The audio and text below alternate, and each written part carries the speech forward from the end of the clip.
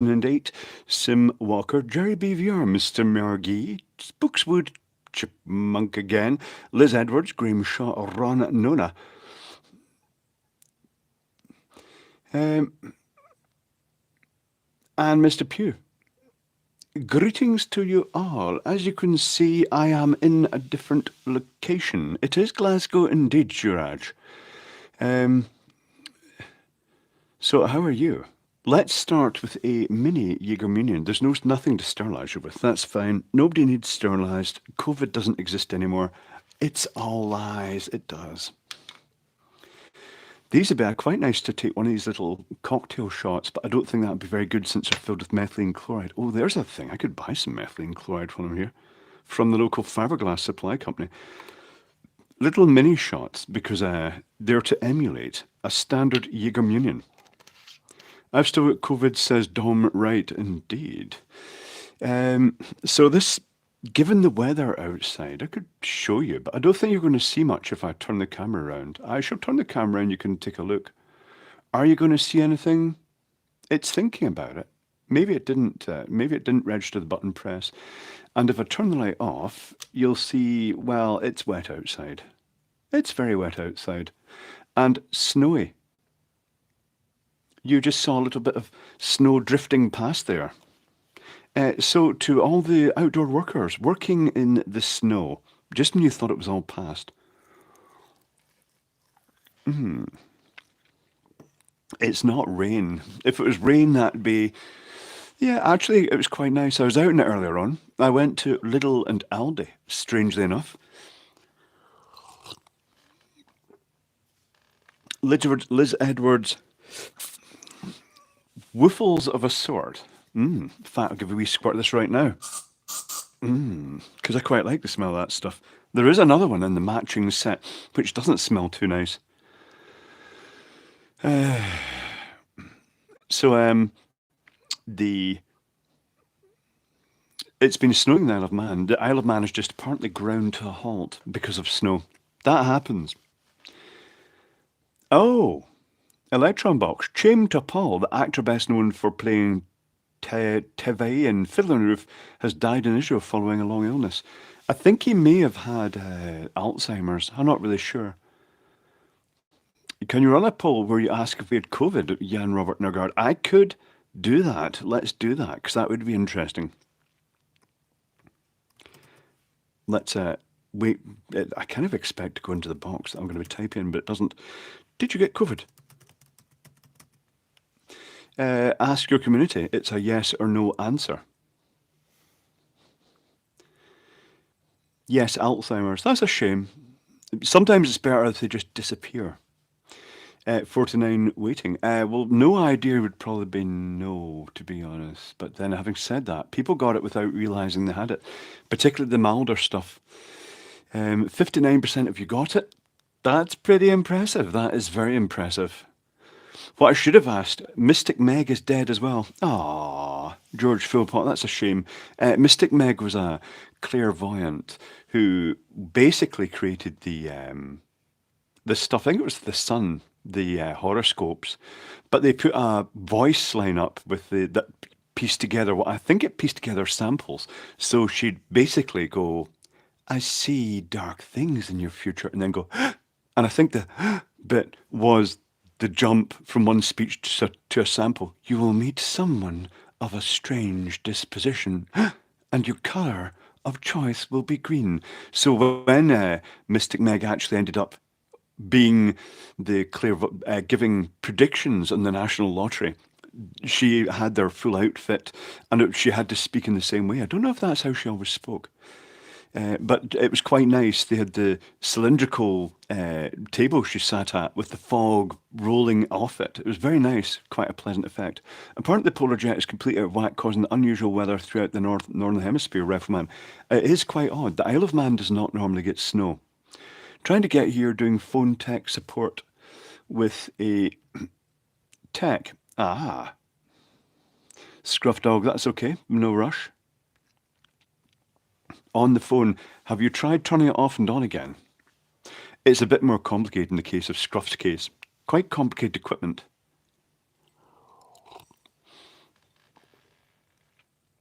I always get stuck in the Highlands visiting friends. I just got onto the main road out before it closed. Hard drive home. I know that feeling, DCon. I drove from here to England just as the snow started, and there were cars just whizzing past me, and I just decided, let's take it easy. And then you saw them after a while rammed into the sidebar, and I should have stopped to see if they needed help. But to be honest, if I'd stopped, I wouldn't have been able to get out of it. It was their own fault. They brought it upon themselves, so they'll have to deal with it themselves. Raven Looney, I got a clamp meter from Lidl today. I did ponder the clamp meter. Tested one of the wires going to the electricity meter, showed about 2 amps. Sure, that can't be right. It depends what load was being drawn at the time. Also, you can't put it around both wires. It can only go around one. And if it's the one, the incoming supply, it will have both cores in it. May be worth experimenting with that. Also, position can be quite important. It's ideally central to the clamp. I got the matching meter. Yeah, you did like 20 times. Oh no, Scruff Dog, that's bad news then. Maybe 21's the lucky thing. Is it electronic or is it software? You've got crumbs in your beard. Have I got crumbs in the beard? That wouldn't surprise me. I had a, what do they call it again? Pastel de nata. Little custard, flaky custard tart earlier on from Lidl. And it just makes it look like dandruff in the beard. That should be it. So I get the matching meter. I put the clamp round both tails calmly before fuse bar changes a leakage meter. Chipmunk, yes, that is quite handy for detecting any significant leakage. So the meter I got, you can see where people have tried opening all these. They've been trying to get their thumb into it to break the seal. And the meter I got, purely because it was unusual to see it, it's a classic meter.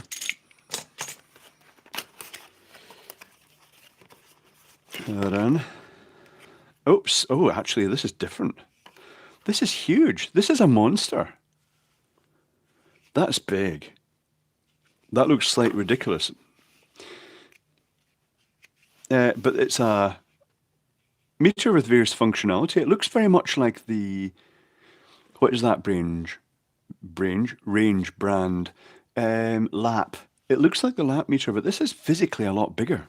It's unusually big and chunky. Actually a bit too big and chunky, but that's all right. Here's the manual in multiple languages that will get the bit that's important, the bit that's in English. Oh, it comes with 2 little lithium cells as well to leak later, if they are lithium. No, not lithium, alkaline possibly. And it comes with a probe. It comes with a wee probe that says, this is not professional equipment at all. It comes with the over miniature probe. Yeah, that's not what I was expecting. It's not inspiring with confidence so far, but we'll see how it goes. Unimpressed, not to worry. Looks like someone's fixing Clive's refrigerator tonight, says Electron Box. What? Refrigerator? I'm just unboxing a little auto range meter as we speak. Wix, the other thing I got. PV installers occasionally use cheapo meters. Yes, Smoke. PV installers, there's companies saying, hey, do you want to get into photovoltaic solar panel installation? No skills required. Do our course and you'll be an installer. And it's like, no, just don't do that. It's been going on for a long time. That's me almost having a rant. Another thing I got, and this will explain why the alarm went off when I went into Aldi's, because I see, it's got the fucking radar label. It didn't set the alarm off at Lidl, but it did set the alarm off when I went into Aldi's. They must use the same frequency. Well, if I'd known that.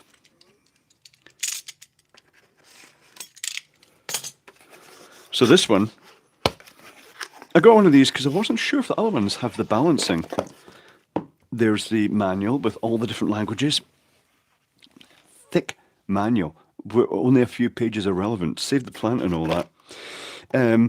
But this is one with the balancing. And I want to see it. I don't know if the others have the balancing or not that I've got. But anyway, I've got another battery now. And it says, down here, cell balancing. That's good. I bet it's the little 6-pin chip cell balancers with a MOSFET on it. What else did I get? Now, which model is this? That is the question. Is it the one that's programmable? If it's not, I'll do a hack on this one as well. It's the battery pack soldering iron, which someone else has tried opening with their fingernail. Good strong labels. Those alarms are tuned LC circuits with fuse. Yes, indeed, Bungie Skunk. I wonder why the one in Lidl didn't go off, because it was definitely active. Strange, handy note. The Lidl on Victoria Street currently doesn't have an active alarm system then. What have I got? I've got a little brown envelope. That's ominous. With a sponge, 2 pieces of lead-free solder, and a spare bit.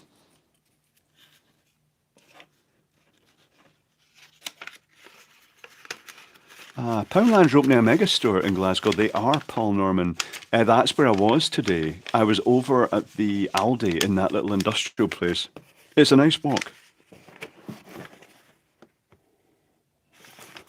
Oh, this, I see. This one packs differently. This one has the spring mounted and a big hole that this clips into. Will it unclip again if I clip it in? Let's not unclip it in right now then if I'm travelling. I wonder how many people clip it in back to front. Oh, that was the correct way actually. Yeah, I won't clip it in right now, but that would be it. Now, I bet it doesn't have the programming function. That's a shame if it doesn't, but that's all right. We can hack that. It's possible that the hack can be done in the handle. I'll put that over there, and I'll put this box over there too. So the end result for that poll, because I didn't end the poll, I'll end it now. 55 got COVID, 44 didn't. That's pretty high result. Is that a bad dragon spring? It could. Did bad dragon do springs? Julian would be jealous of getting all that little stuff. I just sent a message to Julian, Jerry BVR. He didn't know about One Below. He does know now, or One Beyond, because I sent him a link to my video with the, which isn't released yet, with the side glow LED illumination of the lead, because he featured that in one of his videos recently that he'd bought from AliExpress. I just thought he might benefit from knowing how hard it is to get to bits and see if it's different circuitry. Today I received my UVC fridge sterilizer donut thing. Nice bright purple arc can be seen through the vents. Interesting scruff dog. I tried getting the various things that didn't actually arrive. They cancelled the orders from eBay, including donutty shaped things. But that's interesting. I wonder what size of lithium cell it has in it. And does it make your fridge smell fresh? I'm sure that someone will put a blue LED in one. Craig Matthews. A 400 volt smoothing cap. What? Let's see what that was about. Nope. I work for certain inverter manufacturer, says smoke. Oh, smoke and inverters.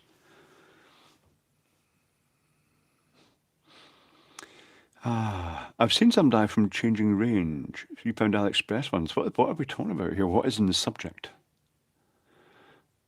You mentioned the death adapter, and that makes sense. What is a death capacitor? Oh, the death beam capacitor. That is the 400 volt capacitor, because they're apparently used to power 5G death beams in lampposts, and that's why they're in there, apparently.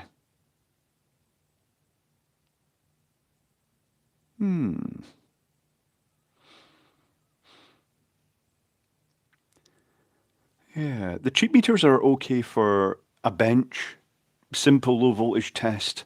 Where you want to put some crocodile clips on, and strongly recommend the crocodile clips on a cheap meter, just basically as a little clip-on meter. Alligator clips, depending where you live in the world. And it's quite handy to have, and it's accurate enough for most applications, but I do prefer a proper meter for general reading, and certainly if you're going to work on distribution boards and stuff like that, then you need a category 3 minimum meter. Category 1, at your bench for low voltage stuff. Category 2, fixing domestic appliances that have a fuse in the plug or are beyond the distribution board with its breakers, category 3 for working in your distribution board, category 4 for in substations and other places that might go kaboom.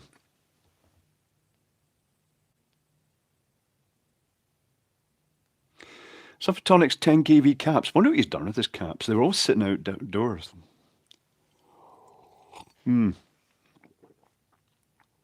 Cheap meters should never come to contact their ratings. Indeed. Yes. Craig Matthews.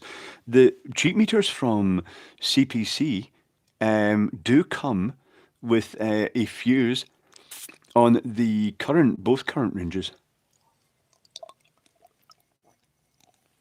The ones of the 10 amp range usually, they're limited to 5 amps because of probably the fuse politics inside. But the standard 10 amp little meters, they don't have any fuse at all.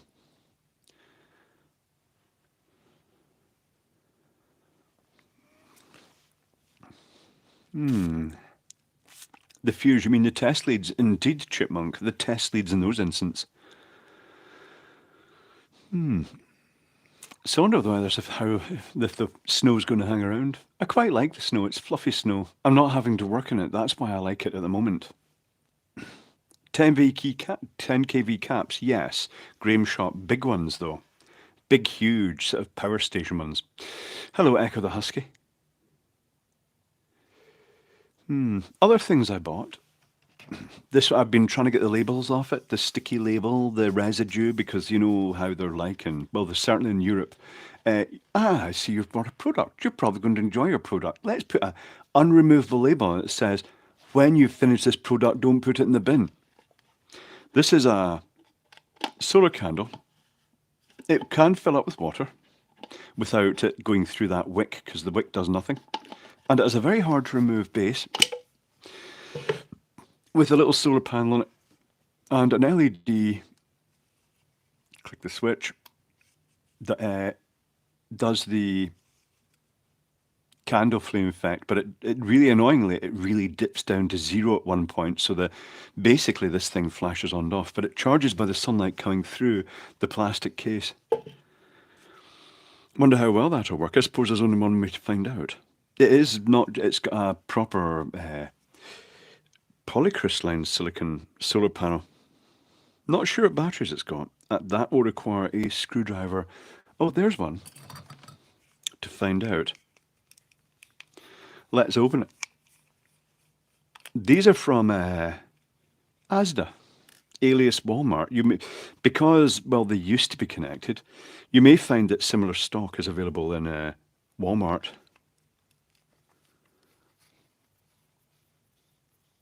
Jace Gray, I found it's much nicer to work in the snow. Yeah, the temperature's the thing, but definitely snow is more pleasant than rain, particularly if you have proper waterproofs. It's using a AAA cell, and this will be the usual little 4-pin boost circuit, but it will have the capacitor and diode to allow the flicker bit to work, unless the flickering is not done in the LED. Nope, the flickering is done in the LED. Oh, and we've got the diode. We've got the extra diode. Oh no, that is the standard diode for... they've used a unusual diode for that. Usually use a 1N4148, but there's the little capacitor, there's the chip, there's the little boost inductor, there's the switch. It's the usual thing, so the LED must be the self-flickering straw hat LED. It's unusual to see them in the straw hat format. Straw hat format. Now which... Okay. I shall screw this back in before I inevitably lose the screw.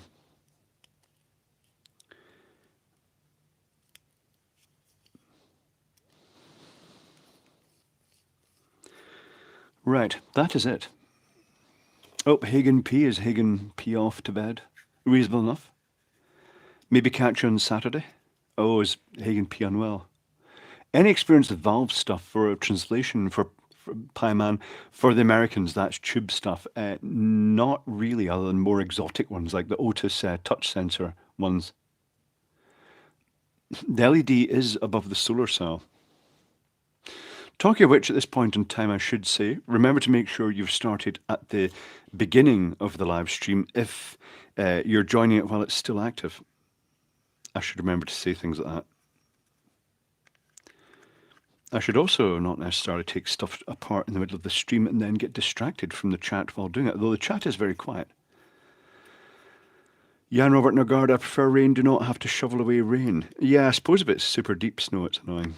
Also, frozen ground is just unjoyous, particularly manhole covers and stuff like that. Don't always come up too easily when they're frozen. Good marathon NBC on Saturday. It was a bit long, yes. A bit boomy, not the best room for it. The most interesting thing there was finding out that Bernie, June's dad, goes to drag shows. That's unexpected for such an elderly person.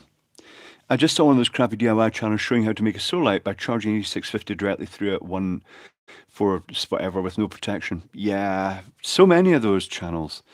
In most instances, if it's operating every night, it won't ever be able to fully charge the lithium cell. You know, there is a balance, but you have to allow for it. Also, well, that elephant in the room, that in the winter, like now it's frozen, it's snowing outside, that will potentially cause problems with, you can't charge lithium cells at 0 and below, 0 Celsius and below, because the intercalcation, if that's the correct pronunciation of it, of the lithium into the electrode materials can't happen at low temperatures. I guess maybe everything just shrinks down to the point that they literally can't squeeze their way in. Not sure the chemical thing behind it. But instead, the lithium, instead of finding its way in, just sits on the surface, and that results in a more active layer and potentially damage to the separator. Not fun. We got 30 centimetre of snow one night. Had to clear 2 cars in the driveway before work. Ah, Jan. That would be annoying. Snow in California is at 215% of normal. 230 inches at this point, 5.84 metres.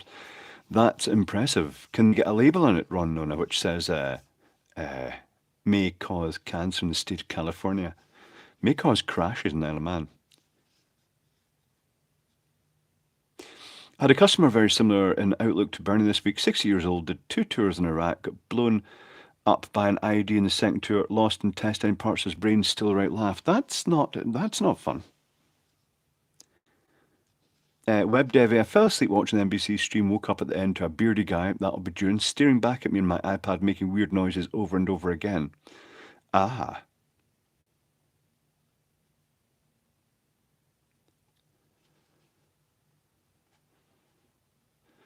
Hmm. 3 weeks and counting to leave the big business world, says Mr. Margie. What are you doing? Can we do an extra woof for my mum today? It's her passing day 8 years ago, but still feels sad at the 9th of March. Then the woofle shall be dedicated to your mum, Stephen Seagal. If there's had less snow this year and many of the lakes are running low already. Oh, that's interesting.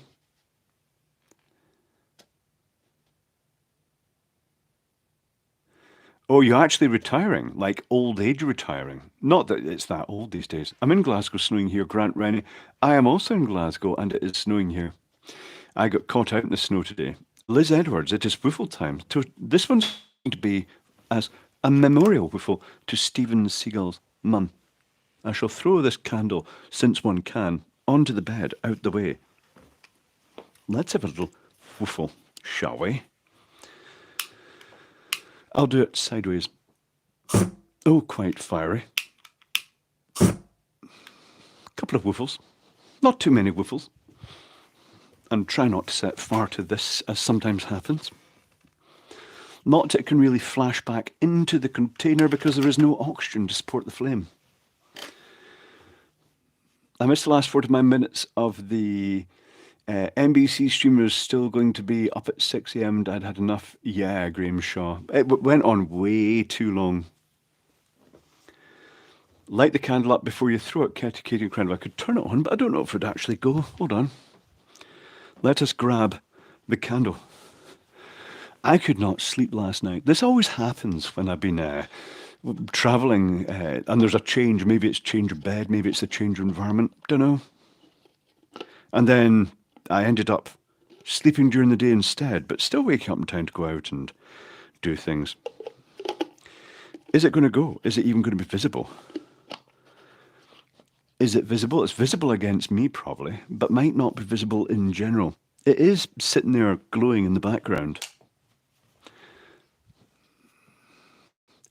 That's what it looks like, flickering up and down. It's a bit unconvincing. It needs to be more subtle, the illumination, but you know what it'll do? It will do. I'll put it there, and it can glow in the background. I'll put it here. Is it even visible? No, it's just turned off. No, it's turned off there as well, there because there's a light above it. No, this isn't going to work. Arts Electric put up an interest vid showing the all too common issue of boilers backfeeding 240. Yes, I've been caught out by that as well. You just have to, if you're ever working in boiler equipment, just keep in mind that turn the boiler off doesn't necessarily turn the power. This is a UK thing, maybe a Europe thing as well. Because unlike America, where they use 24-volt system control systems, we have a 240-volt signal going to the boiler to basically signal it to turn on. And it doesn't switch power to the boiler. The power's supplied from the local spur. It's just a switched 240 volt goes to a simple resistor or optoisolate or something just to detect that 240 is there from the control system. And what can happen is that in the case of the one I looked at, a heating engineer had put in a underfloor central heating system and just powered it off a local spur. But therefore, when it was calling for heating, it sent 240 volt back to a completely different system on a different spur. And what can happen there is that if that other system has a simple mechanical thermostat that switches the 240, it can actually effectively, from the incoming live at its end to the control line, it can actually backfeed through the thermostat to the actual, make the whole boiler power up remotely. A friend also had an experience with that where he removed the burner from an oil boiler. And when it was just about to go out to his van to get some gear, and the heating, which was turned off at the spur, all got back powered, and the burner started up, and could have actually, when he'd gone out to the van, if he'd been timed that a bit differently, it could actually have ignited while the burner was out the boiler and set fire to the place.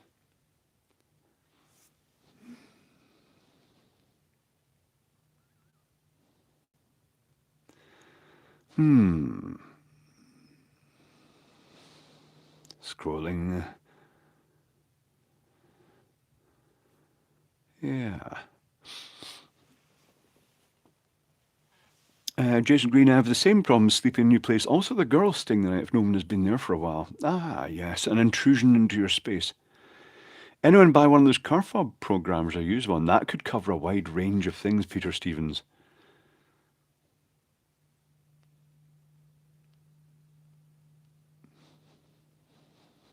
What I'll do, this is coming out with 4G, by the way. Let me know how it lasts. The 4G was showing actually up to pretty good standards, but I shall reduce my image quality here just to take the data down, just to so you guys don't get potato vision too much. House I moved into had some bedroom sockets wired into the heating boiler circuit. That's just laziness, Mike Hanley. And Part P will not fix things like that. The only way to guarantee that the boiler is off is just to throw a main switch for the whole building. Not ideal, though. The quality actually seems fine. It is also not glitched yet. Is this tempting fate? May have to replace a large ACB soon. The replacement 36,000. That is quite expensive. Echo the Husky.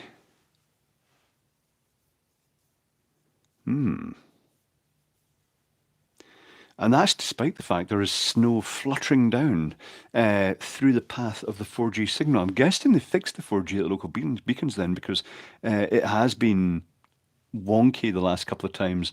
I did almost toy with bringing a 5G unit with me, but to be honest, well, you heard in the last stream from here, the Pixel 6a does not have good audio. which is a shame. Jason Green has seen a handful of glitches. It may be glitchy. It's coming at you via 4G through the snow. It's better if you wired the house yourself in the first place. Yes, Dr. Squirrel. But you're not allowed to do that in the UK now unless you pay money to organisations like the NICEIC. Protection rackets. But we all know about that, don't we? Am I hot enough to make one of these bubble tubes go just with the temperature in my hand? I'm not sure, actually. These are older types, so it might not. Hold on, I shall try it. Is it going to bubble? I don't think it will. I think it requires this type requires the higher temperature lamp. No, I don't think that one's going to go. But these ones may. Let's try them. But these may also be older tubes. Nothing. Oh, wait, no. Bubbles. Not much in the way of bubbles. Hold on, let's see if I can angle this so you can actually see the bubbles. There are bubbles in there, but they're maybe not as visible as they could be. No, you can't. Yes, you can see the bubbles. It's boiling with body temperature. Always surprised that the USA seems to allow homeowners to do a lot of their own mains work, Camera Doctor, only in certain states. Unfortunately, as with the legal industry, the NICEIC copied the mafia-type states of America in introducing that for their own personal gain. Dr. Squirm, look at a new place, needs wiring, contemplating doing the whole lot myself. You should. Nobody needs to know. There's no official inspector comes in and checks buildings. And even if there's no paperwork, well, the paperwork could have been lost. So as long as it's done in Scotland, you can do it. You can do your own wiring. All they stipulate is it must follow the current electrical regulations, which is like obvious, which is good. That will change at some point because somebody will take a bung off the NICEIC because the NICEIC has been pushing really hard to get their oar into Scotland. I'm not sure why they followed it on the Isle of Man. The Isle of Man should have made a decision itself, but unfortunately made the decision for officialdom in cash. Graham Shaw, I did my own wiring, Clive. This is good. You should. This is another tube. It's not bubbling. They all have different sensitivities.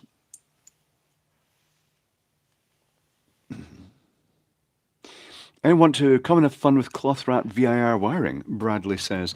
Well, there's a flat in this block, at least one flat is still wired in lead sheath vulcanized India rubber. And I told the owner that he really needs to get the place rewired for safety, but I don't think they like spending money, so it's probably not. If this place ever bursts into flames, it'll be because not of the foofles, but because of people not wanting to upgrade wiring.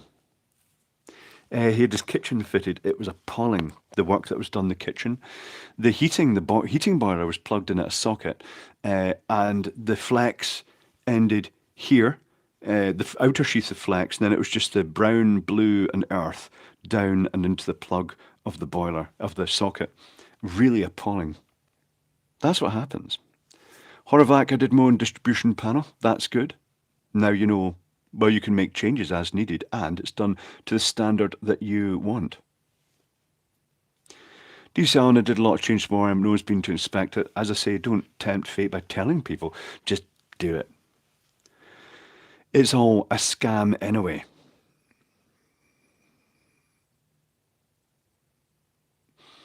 Most building control officers will accept an EICR done on DIY stuff and not expect to be live. You should be testing.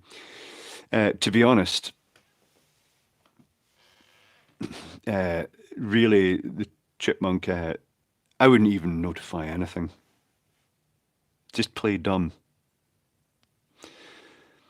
The fire inspectors find two sources. One that appears to be from a spray can and one seemingly from ancient wiring. Yes. This stuff's just a red and a black wire metal tubing. It sounds like traditional conduity type stuff. David says, my house here in California has half the house hang off a sub panel, and it's a real nightmare if you want to install a generator, as we do because our power goes out so frequently. Yeah, you can maybe change that. Have a separate section for backup power. Dr. Squirrel, I'm the one culpable for my mistakes. I don't want to make them. Indeed, everybody's liable for what they did. Hello, Boudica.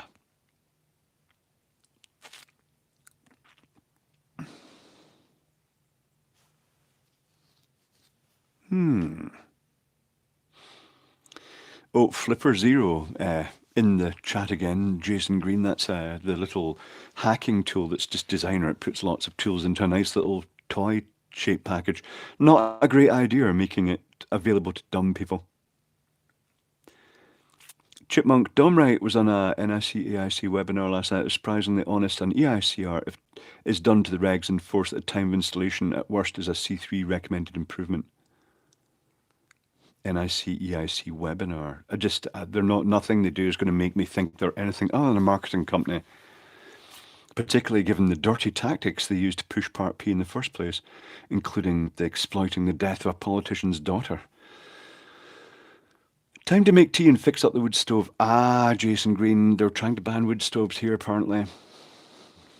And fine people.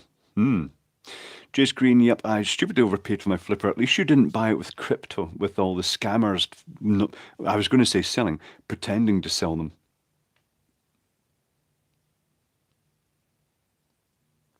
The Chipmunk, lots of misinformation by professional sparks too. Cough, cough. Artisan saying DIY is not allowed. They're just protecting, as long as they're paying for their protection racket, they're going to play that card. That doesn't really lend them any credibility. When I wired my father's garage, I used steel conduit out and used the conduit as the CPC. That seems to make lots of people twitch now. Yeah, to be honest, I run a separate earth wire now, but in the past it was standard. The R1 and R2 and ZS readings were really low. Yeah, you can't, it's not as good as a hard connection. Oddly, I'll make a small post in Patreon about the Hacker Camp badge I showed Kevin Clive last week. I'm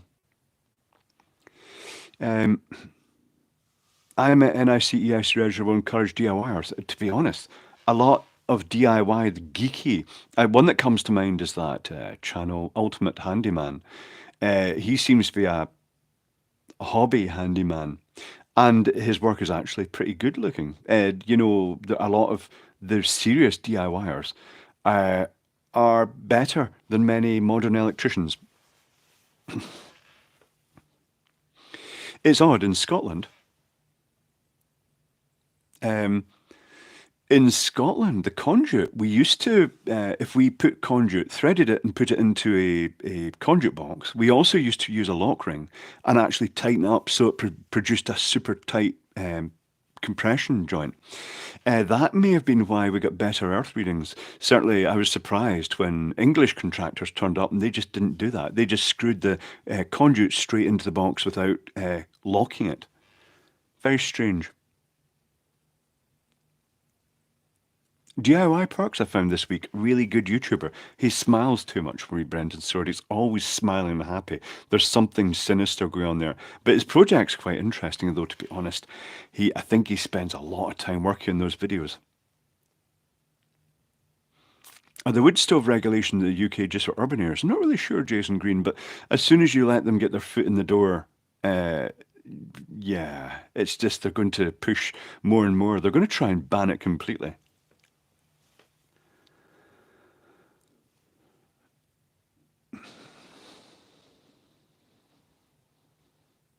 You maybe think about smoke control zones, indeed.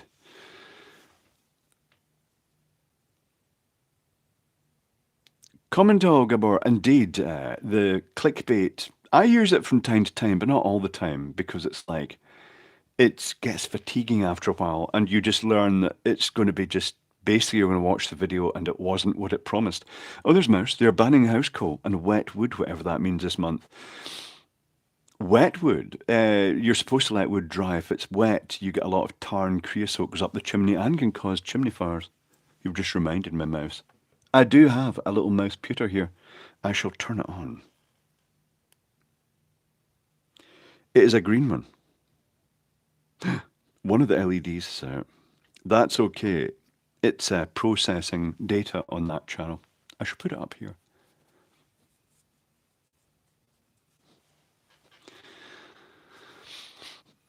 Problem is the wood sellers were selling it as soon as they could, and thus wet green it should be. That happens, Dr. Squirrel. They're make hay while the sun shines. They've chopped it down. They want their money. Over here in New Zealand, says Cow Doctor, the outlawed wood burners of 15 years old. We took out an excellent burn and put in a compliant burner, and it's worse. Indeed. All the ones in the Isle of Man are just traditional old cast iron stoves.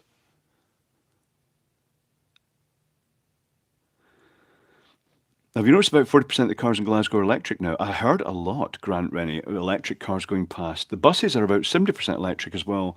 Indeed, Ules coming in soon in Glasgow. Ules?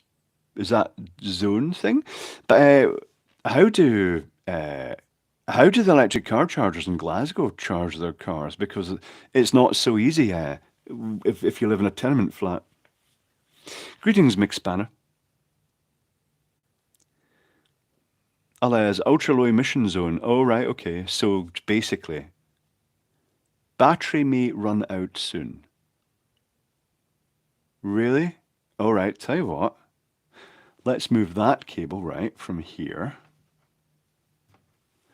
I thought I charged that up. I clearly didn't. That's clearly running on the same charge as the MBC. That should be it.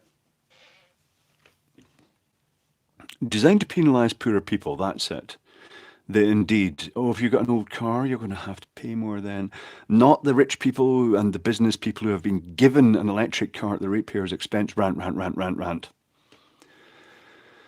Paul Kemba burned anthracite in a dual fuel wood burner. Smokeless, and it lasts for ages in just one fueling. Indeed.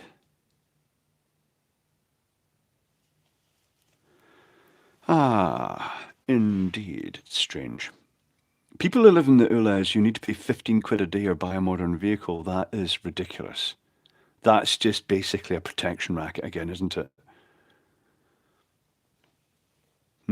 That's not good.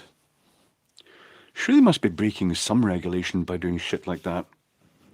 I'm going to go and get...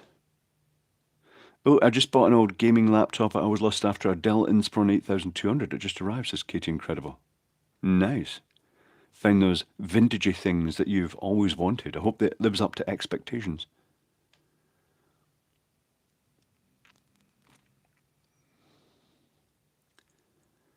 Right, I'm going to go.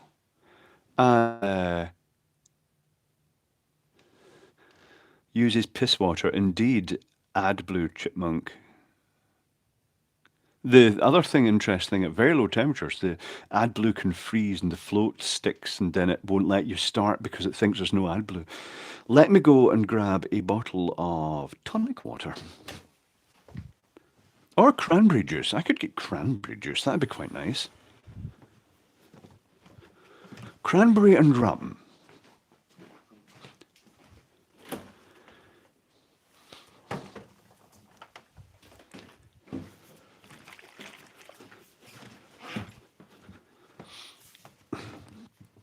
Price comparison between the Isle of Man and the UK.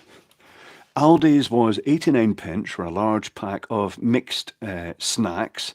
The exact same pack of mixed snacks that was on sale at 89 pence there is £2.50 in the Isle of Man. Oh, cranberry juice everywhere now. Oh. I'll just slurp that up before it makes a mess. Let me add the rum first.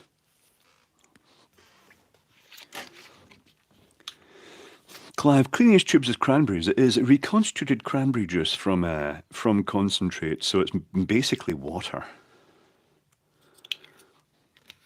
Milton Keynes Council now allows electric car street parking to cut a groove in the pavement in which to place the charger cable. That's a bit odd, Nigel Gunn. Trip hazards. That makes me think of a picture that Mouse posted recently, which was a security robot. It wasn't. It was a flight case with a camera on it and big stickers all over it saying, this contains a fogging device, an instant fog device. I think it's designed for building sites, but Tesco had put it in their drinks area somewhere, and there was a cable just laying across the floor in the middle of Tesco. That's not really using common sense. I suggested to Mouse that he get someone to film him while he tried to trigger the smoke screen if it actually had one in it and see if he could evacuate the shopping centre.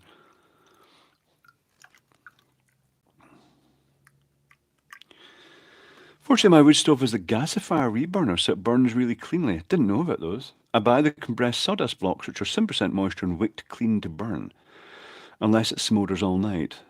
True, I rarely go into the city of Glasgow these days. I go into Glasgow a lot, but I always commute. Even when I was working there, I tend to commute because getting parked is a nightmare. You generally need a disabled pass to get parked in Glasgow, which is why all the businessmen have them.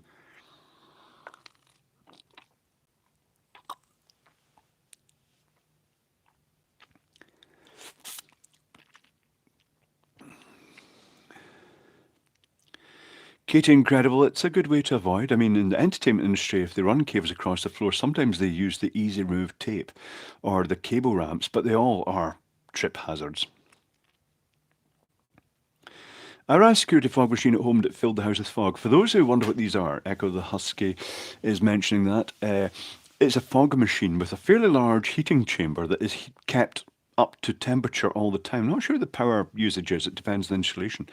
But when an intruder breaks in, it just dumps a load of fog fluid in and instantly creates a wall of fog, which would be great in the alcohol aisle of Tesco, because then you could just grab all the bottles you could reach and then just run out in the fog. Lovely. Gas will blow up a street, it will.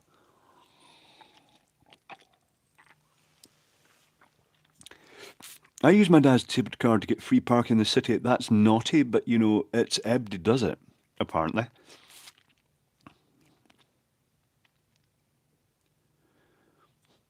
I saw a guy slip on a grape in Tesco. I dropped a tub of yogurt in one of the supermarket. I think it was fine for a long time ago, DCL.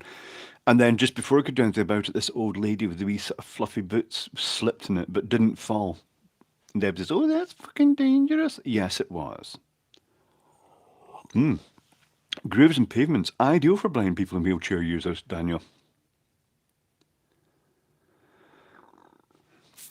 Mixed banner, my fog machine sent my loft rat packing mixed vinegar with the juice. I have come across that being done before, fogging it with vinegar.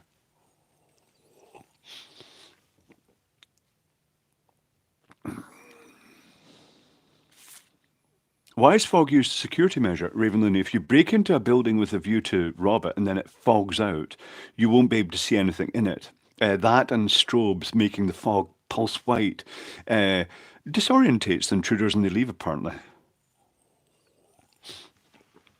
Katie Incredible is off, wrapping up and heading home. Safe journey home. See you on Saturday.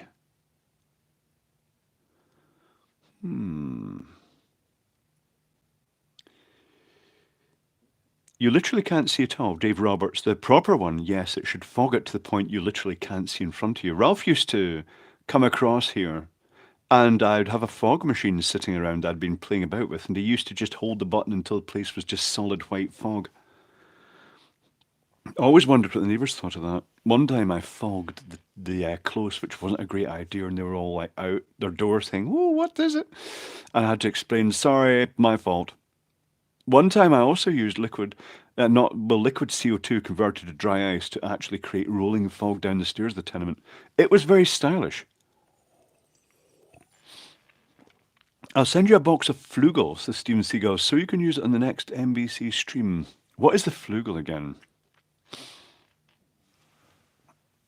Been looking at the Doogie S98 Pro Megavolt Micer. If you want to hold off, mine should arrive fairly soon, I should think.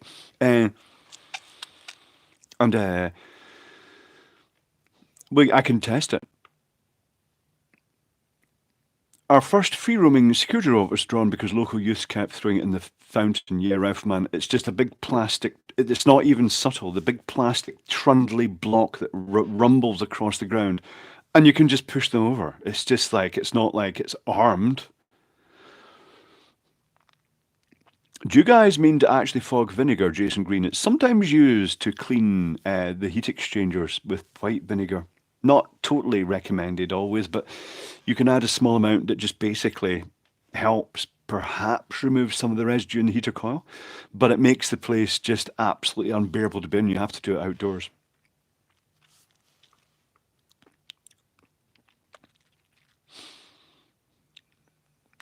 Oh, my mum still parks in the child parking with me and 18-year-olds sometime. That's awkward.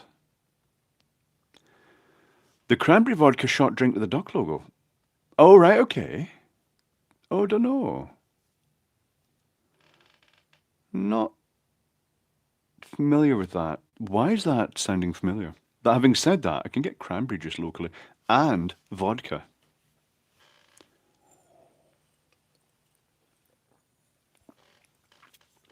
Greetings, Black. He's Black, indeed, Chris Hartley. I've finished this. Our strange look at a Dalek. I'm guessing it would be made to look like a Dalek rifleman. Have you come across the stupid security pod things construction sites that can't even move, just have cameras and a tannoy system?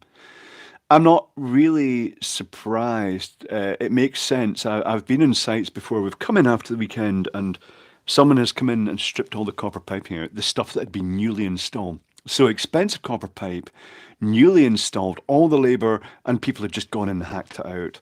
That and cabling, it's just very annoying. So having something that just basically set a passive infrared detector and a loud sounder so they can't, so it scares them off the site is good. Cranberry juice good for digestion, apparently. Is that according to the Cranberry Growers Association, Graham Shaw? It seems reasonable enough. I showed you that last week when Kev called me. Oh, right, okay, Steven Seagull. I think I remember that now. Justin from Walking the Dog was listening but too cold to chip in, Taz. Have you warmed up? Prune juice, a warrior's drink for Klingons, Jason Green. I didn't get that. Why didn't Worf get prune juice? I'm not really sure. It just seems an odd choice for a Klingon, to be honest. More rum and cranberry, because it's a small glass.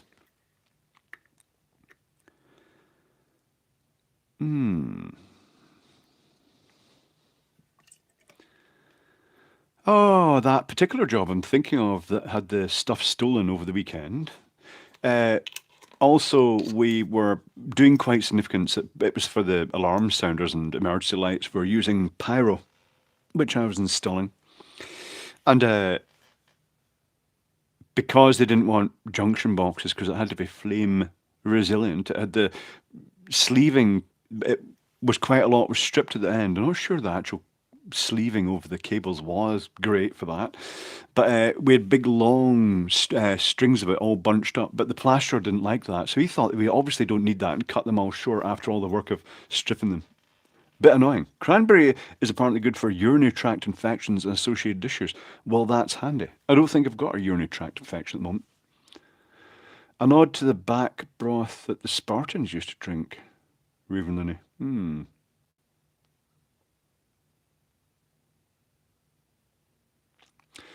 Grant Rennie, some of those tunnel alarm things at a roadworks in Glasgow beside a port cabinet started playing announcements loud and a woman walked past. There's a good chance that they put it out there for a joke. I would.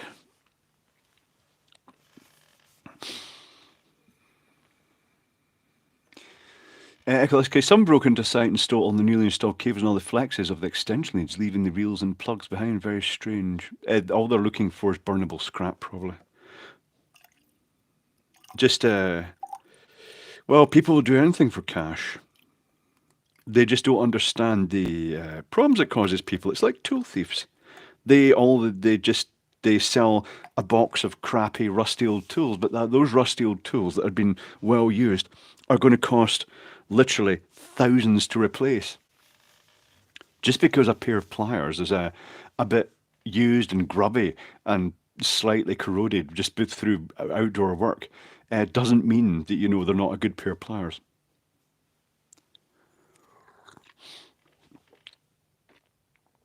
Oh, the regular ones are rated for 250C. I've never really seen the temperature rating. We use the standard ones. The sort of, was it neoprene sleeve? Is it time for a Jägermünchen? It is. I know what it's going to be.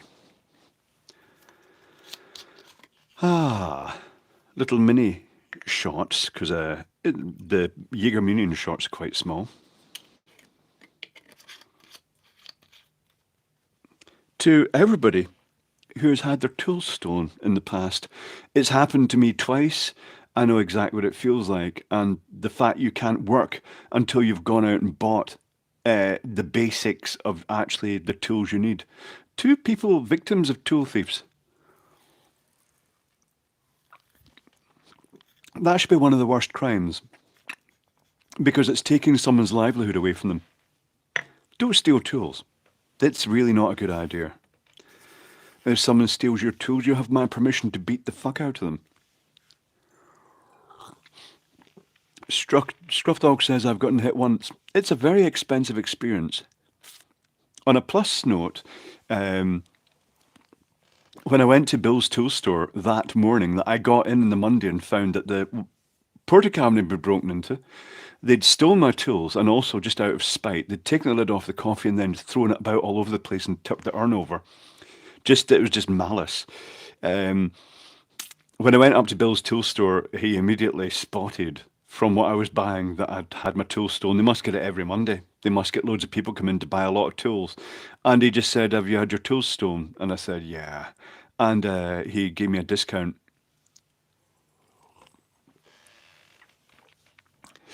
Rifleman, urinary tract infection occurs mostly in women. Explanation retracted, but the length of the tube is a major difference. I see. It's Chirodoctor. It's the favourite tools and the specialist ones that they won't even know what they are, but they're going to be hard to get, maybe even not possible.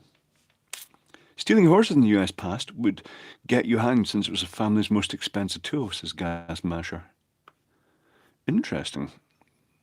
This flat has strange rules regarding this flat is so old that it comes with animal rules, including rules from the period. I'm not sure about horses, but you're not allowed monkeys or parrots. I don't think you are not allowed to mine clay out the back or run a steam engine in the backyard.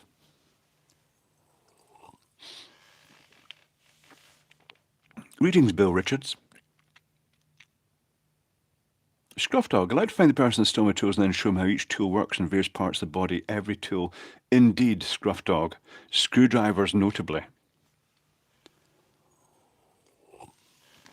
I'm not sure about the horses, Pete Webb, but to be honest, I don't think they're very expensive. They're basically toys for rich little girls. What about furries, Raven Looney? There is nothing because I was going to say they didn't have them back then. They had an equivalent. They had Victorian people who were good friends. Web an ostrich, I think that'd be okay. It doesn't mention ostriches, Duraj. What, no monkeys? No monkeys, Jan Robert Nergard.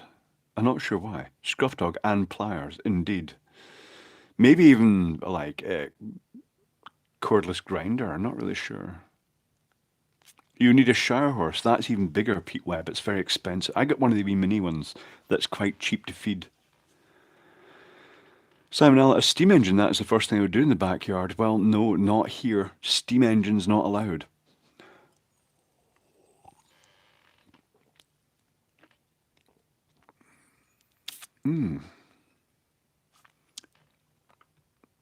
Stealing a horse from someone riding the range was a death sentence for the victim, thus a death sentence for the thief. That's reasonable enough, Rifleman. I think chopping hands off would be quite good for tools.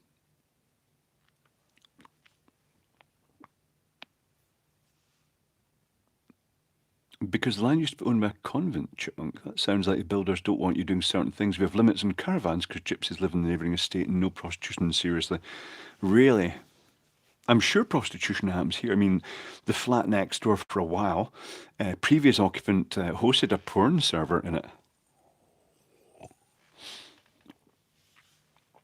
The solder irons were particularly exciting, yes, particularly the cordless ones.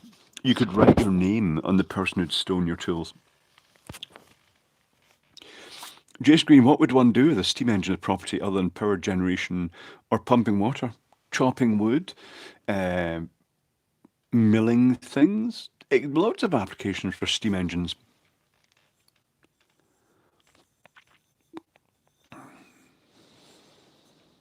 The Chipmunk says, I'm not gay but high. £5 is £5. You're underselling yourself there. We had the copper telephone lines stolen, leaving my village without broadband phone for a few days. I wonder if that's why, Elliot.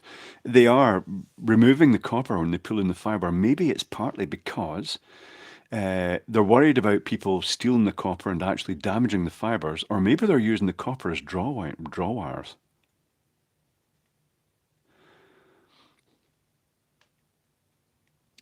Dave Roberts, I can hardly hear you because of the rain thrashing against the windows. Is it quite stormy? Daniel, I don't think you'd want to run a steam engine in your kitchen. I suppose it's viable. I suppose the closest to that is a uh, back burner boiler.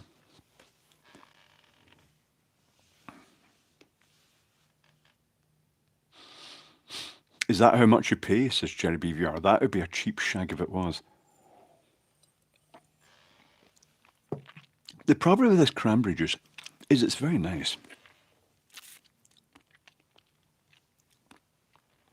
Brenton Sword, steam engine, off-grid generator, battery charger is a life goal of mine. See, that would be novel for the steam engine aspect, but I think I'd rather use other things like water power. Squeaky seat here. All seats squeak when I sit in them. Oh, Brian H. Tried welding in the kitchen once and set fire to floor. Indeed, yes. Awkward. You can't really test welders here. Done it. Shower of sparks. Thought, no, this is not a good idea. When I was just basically, yeah, what can you do? Not a good thing. I have a fibre box right outside my flat, but they won't run it into our flats, says DCL, and that's annoying.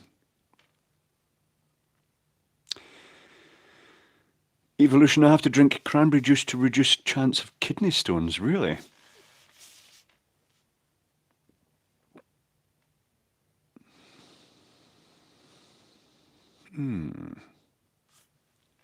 It's very quiet, the chat. Very laid back.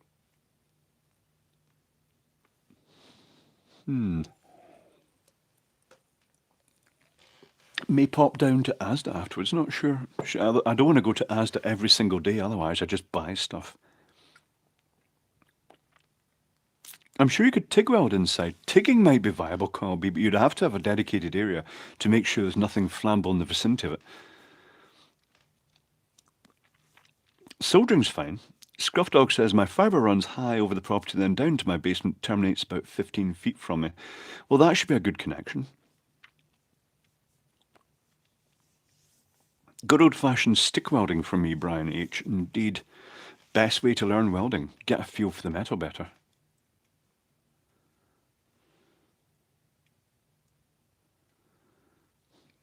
Girage is having one kidney more or less prone to having kidney stones. I wouldn't know. Don't know if I've ever had a kidney stone that I know of. Top End Spoonie, I'm in the corner of the pub, but just listening. Reasonable enough. Horvath TIG welds in his flat. Well, that's reasonable enough. I mean, it's a fairly clean welding process. It doesn't shower the sparks everywhere as much as MIG and stick welding does.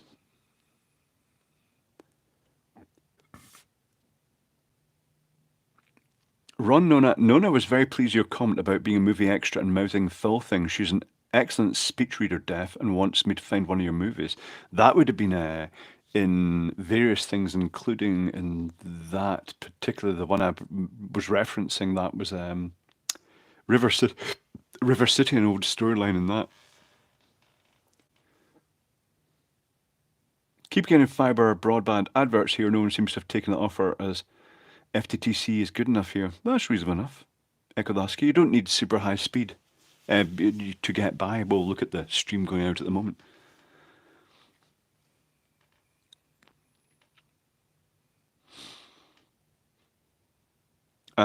Chipmunk, when I was a trainee, one of the plumbers used the oxyacetylene stuff in his own car during a lunch break and set fire to the rubber mat inside his car. Yes, soaking things down helps. Oh, Top End Spoonies had a complete knee replacement. It'd be good to know how you got on with that. I may need one in the future. Was it in black and white, Pete Webb? No, it was colour. Plasma cut and carpeting, take that, Jason Green. Yeah, that is tempting fate. That does spray sparks out the back. Yeah, Horvath, wooden floors, not great. What you could do, you could spray them down with, you get the flame retarding chemicals, including the borons. More cranberry and liquor. This is a good idea.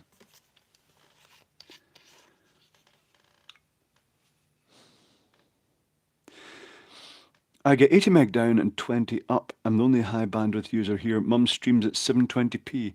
This streams at 720p. I'm quite intrigued by your mum's streaming at all. What does your mum stream? I hope it's not like. What comes to mind? Lucrative, though. Do you have exoskeleton project? Just need to clear out your garage. Yeah, don't fancy that, Craig Matthews. The exoskeleton thing. I'll leave that to the hacksmith. Wonder how he's doing. He burned out. Was working, I'm surprised, well, not surprised he did it. He was putting out so much content and doing so much work, it was just inevitable that something was going to give. The pressure YouTube puts on people. But it's not them who are forcing the pressure, it's just you feel an element of pressure on your channel.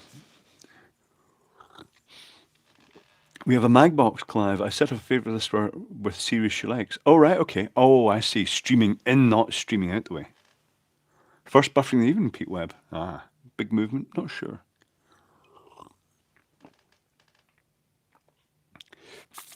Elliot viewers, I'm wondering if they are running fibre in my area. I saw some of the big spool of thin black cable in the back of a trailer outside my street the other day. Well, that does fit the description. Really tough. It's a sleeve. Is it Kevlar sleeve? Around the fibre. YouTube supplies your signal at 720. It is the default output for the system I use for actually streaming from YouTube. Greetings, Captain Beardy. Yep, that'll be fibre. It would be these days, I think.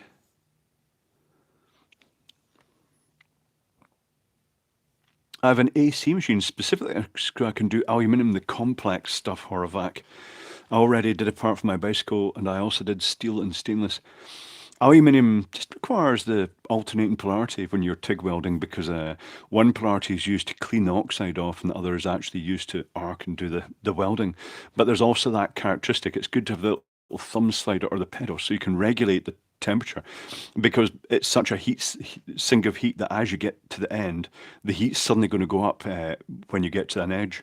So you have to regulate it according. It's just something that you ultimately get used to by doing it.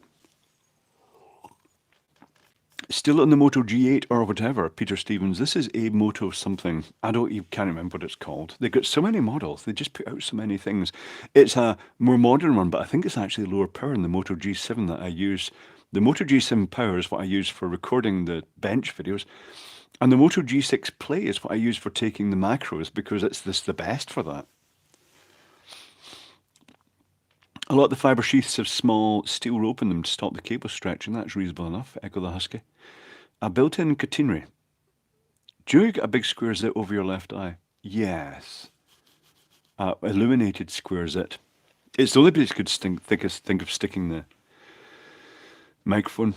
Well, I suck at welding. I should get better, Horovac. The only way to get good at welding is to weld. Just like soldering.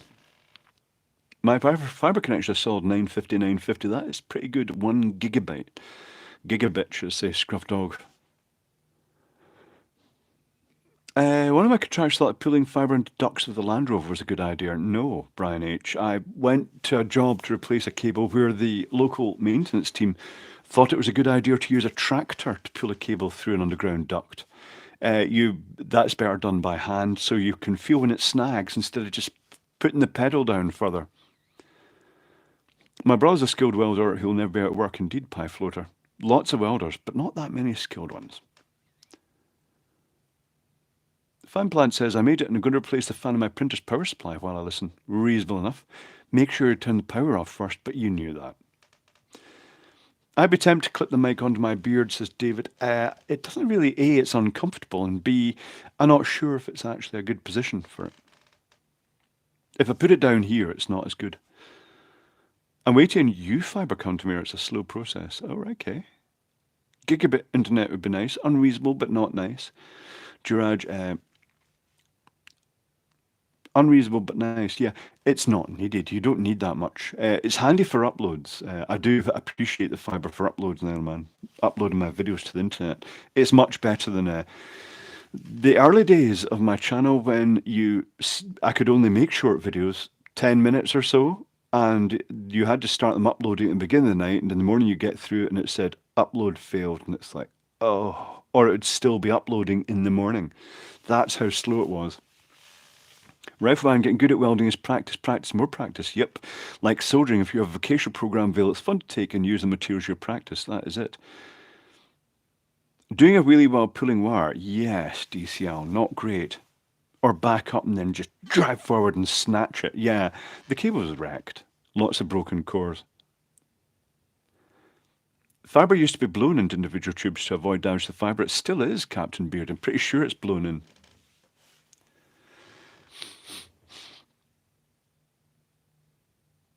Greenlee makes a fancy tugger for pulling fibre. I wonder if it just basically eases off. Fan planned if it detects something snagging. They managed to break a 50mm steel wire armour composite fibre cable. That would be expensive, Brian H. Welding is like soldering. You'll discover the hard way that certain materials don't solder. You will innocently try and solder. You'll be so confident with soldering onto copper circuit boards that you'll find you can solder onto tinned metal as well, which is quite good. But then one day you'll find another material, it turns out to be stainless steel, and you'll struggle to solder onto it with standard soldering flux. That's what the that's what it's like when you're learning welding. It's just getting to know your materials. How do those cool fiber jointers work? Craig Matthews, look online. There was a channel showing the fiber jointer where it basically, you put them in and it lines them up and then it touches them together and then it fires a plasma arc to actually fuse them together. Pretty impressive.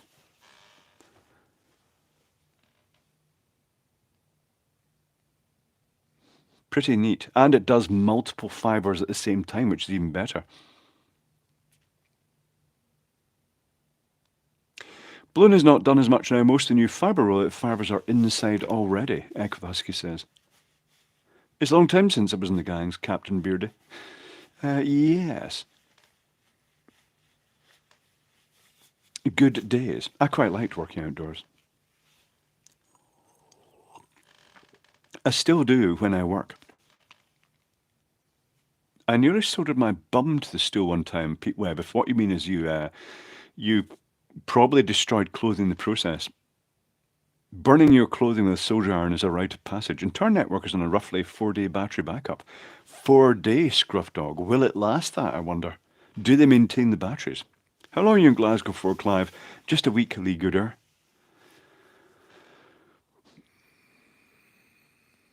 I was at CNCI Electron Box. 90% of the skill is automated by the Fusion Splicer. Absolutely. I mean, it's the only way to do it. It has to. The more automated that bit is, we're talking tiny fibers here, the better. That used to be more manual, the resin joined ones.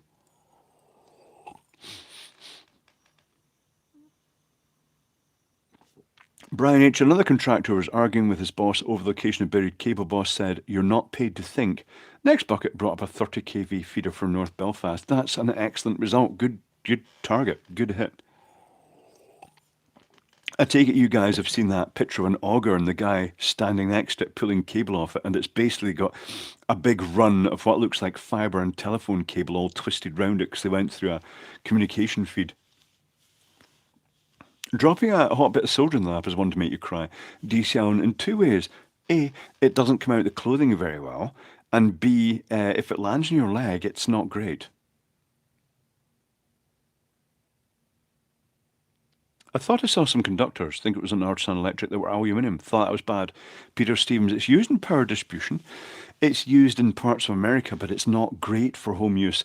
Someone left a comment on my recent video about the Wago connectors. Apparently it's Wago. I thought it was Vago. I usually call it Wago. I'll call it Wago. It doesn't matter. I'll just call it all of them. But they said it was great for connecting aluminium to copper wires. It's not. You shouldn't use aluminium in Wago connectors. Aluminium and aluminium core is just terrible. Who said anything about the leg? Ouch, I speak from experience, Craig Matthews. Uh, the worst thing for me was dropping. I've dropped sword in my lap before, but worst was dropping the circuit board drill. It slipped out the hand, went down in the coily lead, and just stabbed into the thigh, and it went in deep, and it was like, oh, jeez, super thin drill. Worst from that was I was drilling a circuit board, and just while I was just thinking, just looking at another bit of the circuit board, the drill touched the end of my finger, and it went into the drill, and it was like, it went deep into the end, and I was just holding my hand up there, going, I didn't want to look at it. It's like, no, oh, that's going to hurt, and it did hurt. It did hurt for a long time. Ian Cooper, I'm always impressed Clive is skilled up and brave enough to sew right above his fingers. I wouldn't dare do that. I don't even think about this. I didn't think about the way I hold things, feeding the solder in. I didn't think about holding the components because you just intuitively know which bits are going to get hot. And also, you know the characteristics of the solder that it's going to ball and be held by surface tension in the soldering iron in certain quantities. But if you put too much, and it'll drip off. Vargo is the pronunciation. See, that's worse. That it's worth reading the comments in that video because it has brought out the division, the wire nut lovers versus the wiggle, waggle, vaggle, Vargo connectors. All the people that are used to using one say, oh, I don't trust them. But I didn't trust them when I saw them at first, but I do trust them now. I don't think they're as good as a solid. The wire nut does have many advantages. It pushes the wires together. David says, David Glover, A-OK. Worst injury I ever got was off the back of CRT in the 80s. I have no memory of the shock except for waking up on the other side of the room. That would have been the anode cap, which is basically like a... What's the name for that? It's not a Leclanche cell. What is the name for that thing? The Leyden jar, is it? With the metal foil on the inside and the outside. That's basically a cathode ray tube, but quite a big one. Charged up to a high voltage. Craig Matthews, since seeing you solder, I've tried to emulate it. Actually, a very different method, less mess of clamps. I've just always intuitively done it that way. I didn't even realise I'd learned to do it that way. Always found a ball of hot weld drops inside your work boot or goes down inside clothing, Wim Widdershins.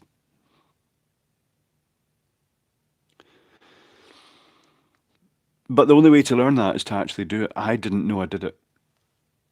I've been going to solder something on, say, a fairground ride, a control PCB, and someone says, do you want me to hold that for? And I said, oh, no, it's all right. And then there's sort of gasp of surprise when I hold the circuit board, the component in place, and the solder, and feed it in with one hand. I didn't even realize I was doing that. Wire nuts suck, says Lee Goodyear. I've only recently become a convert to Wagos, but still crimp them where possible.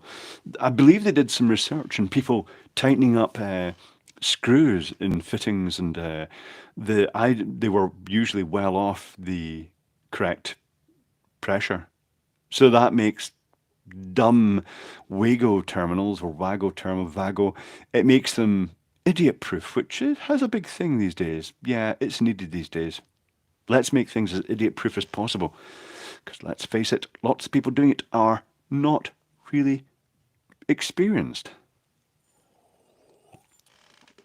What purpose do them mains 25-watt fixed temperature solder irons have? On the bin, I had to use them at school, Elliot Veers. They were what used to be available, the Antex. I've got one through there, Antex XS25. They were just self-thermally regulated. The mass of the iron was such that the heat dissipating from it into the ambient air kept it round about 350 degrees Celsius. And they've got a good mass, and they worked fine. I used one for decades, building all my old fairground control systems. They have their advantages. A good example of that would be the modern irons have quite low mass. They've got all these fancy adjustments that people say what should I have it set at, and you didn't have to worry about that in the past because you just used the dumb iron and just soldered. I still don't get how Great Scott does that in the air soldering. Do you mean skeletal soldering, Peter Stevens? Soldering things together? Have you ever used your feet to hold things? I've used my feet to hold things down.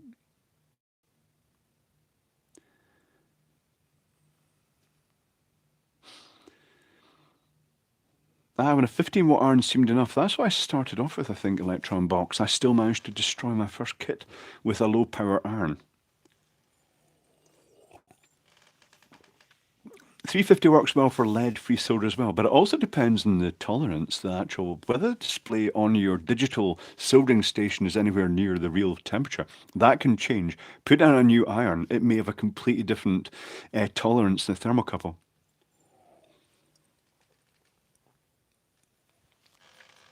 My window here is a little snowy ledge at the bottom, much like the Christmas cards. Skeletal soldering seems like you need 10 hands. The trickiest bit with that, Peter Stevens, the best way to do it is to find out. I used to build, let's see if I can find one.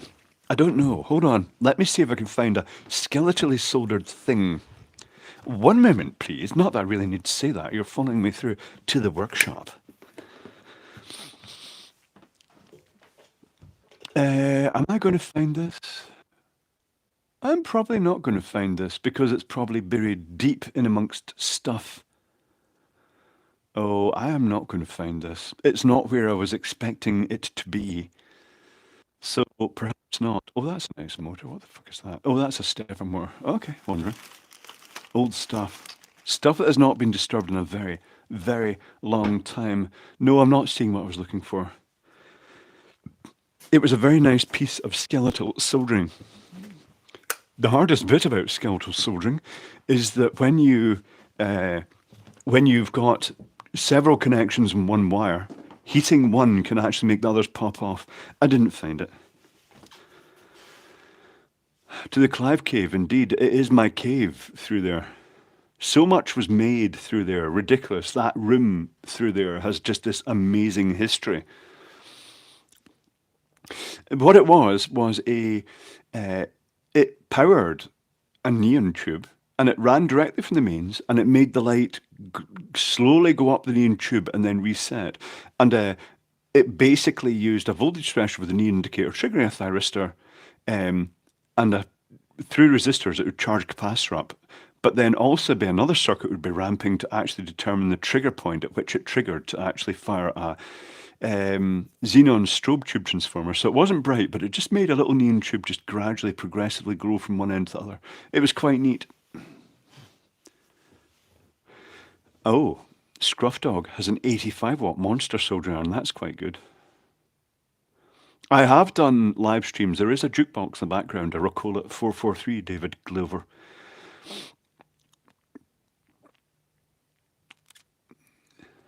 Bob Carter just got a 50-year-old 120 watt Weber off Fleabay. Ah, reasonable enough. I guess it wouldn't be too expensive because it's kind of like not a huge demand. I think I've got a big high power one somewhere, but there's not many uses for it. It really is literally for soldering up metalwork. Megavoltmeister, hot slag from overhead stick welding is really noisy when it goes in your ear canal. That makes me immediately think of Clydesdale Steelworks. The guy I was working with, who was a prick, he asked me to hold a piece of steel up in position for him and then welded it while I was actually holding it, and I was standing underneath, so all the sparks are coming down over the top of me. Not great. He was a twat. On a plus note, I was thinking about that it's him who actually got me, because they don't normally just hand the steelwork overalls out, particularly if you're a subcontractor. It's him who got me my British Steel Corporation overalls. So I owe him that. But he was a fanny.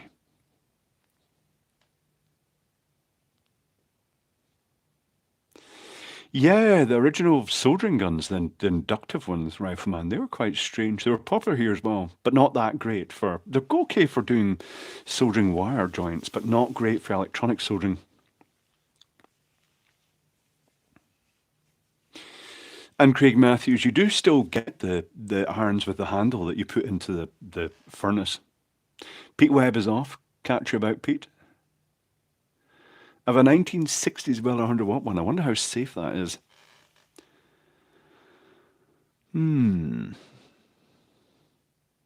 It is time for a whiffle. Let's have a little mini whiffle. A little couple of fireballs. Subtle fireballs. Is there such a thing as a subtle fireball? Flames. That, oh, burner. Oh, it's just putting it out. Oh, there we go. That's nice. Something I was thinking about recently. I've always enjoyed my privacy in this flat because it's quite high, but I can see flats in the distance, blocks of flats. And with the modern cameras and their zoom ability, can I walk around naked in my house anymore? Glasslinger only uses a soldering gun. Reasonable enough, Jerry BVR. Glasslinger strikes me as being the sort of person who probably does a lot of chassis soldering, the sort of like the tag strip soldering, because that's the era of stuff that he likes.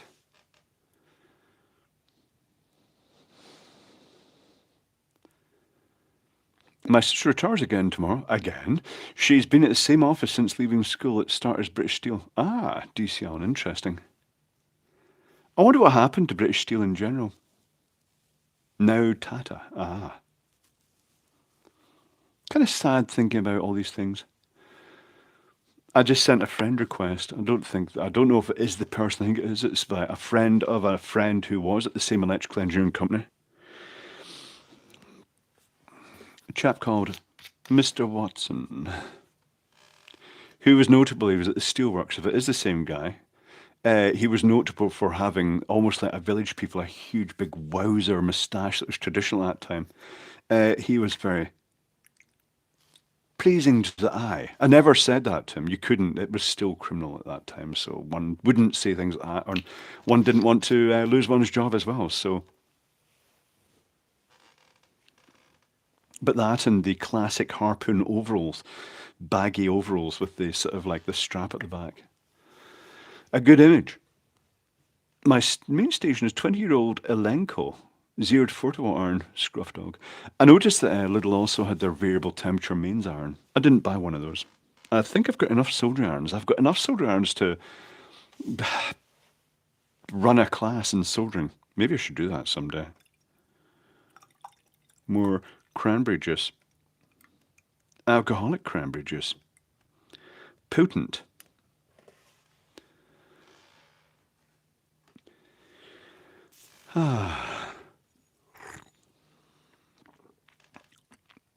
Chipmunk, Tata Steel had Patrick Dickinson Urbexer thrown off their site for approaching by culvert. It put him off Urbex, I think. Oh. You say Tata Steel had them thrown off the site. It would be a little militant security guard.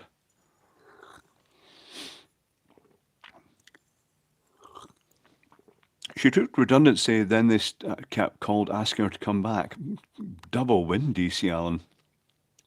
Or at least make a video. Well, I have made videos saying the main thing is the understanding that when you solder, you don't. The mistake most people make is they melt solder onto the soldering iron and then try and put it onto the joint. That's not what you do. It needs the flux to be liberated at the exact point you're soldering. So when you put it onto the soldering iron, all the flux evaporates off and you're left with a fairly dry metal that's not going to mate on too well. So you have to put the soldering iron onto the bits that are being flowed together and apply the flux at that point, the solder at that point. Horvath, it's great. The cranberry juice is really nice. Good night, Taz. Maybe catch you on Saturday. The cranberry drinks are going quick gas masher. They're basically alcopop, and it's low-calorie stuff as well, so that's good. I'm not sure if it's still low-calorie once I've added the rum.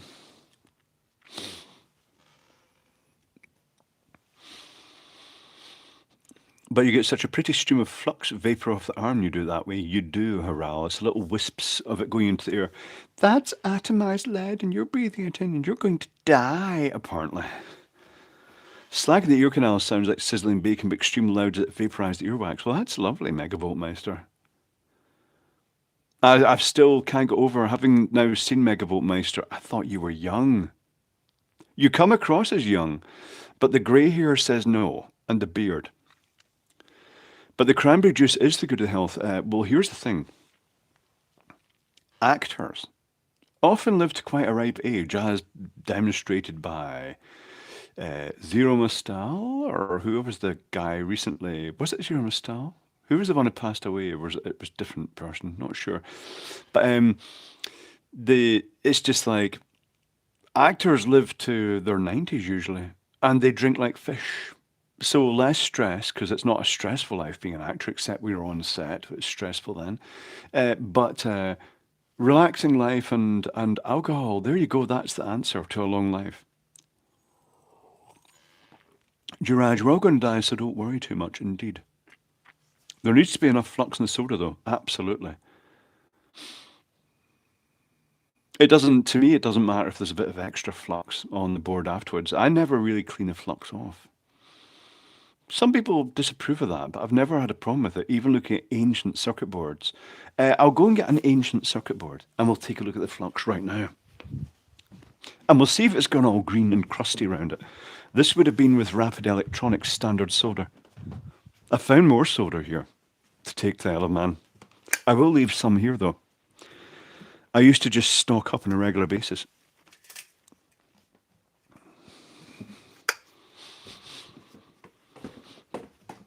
Here is a circuit board.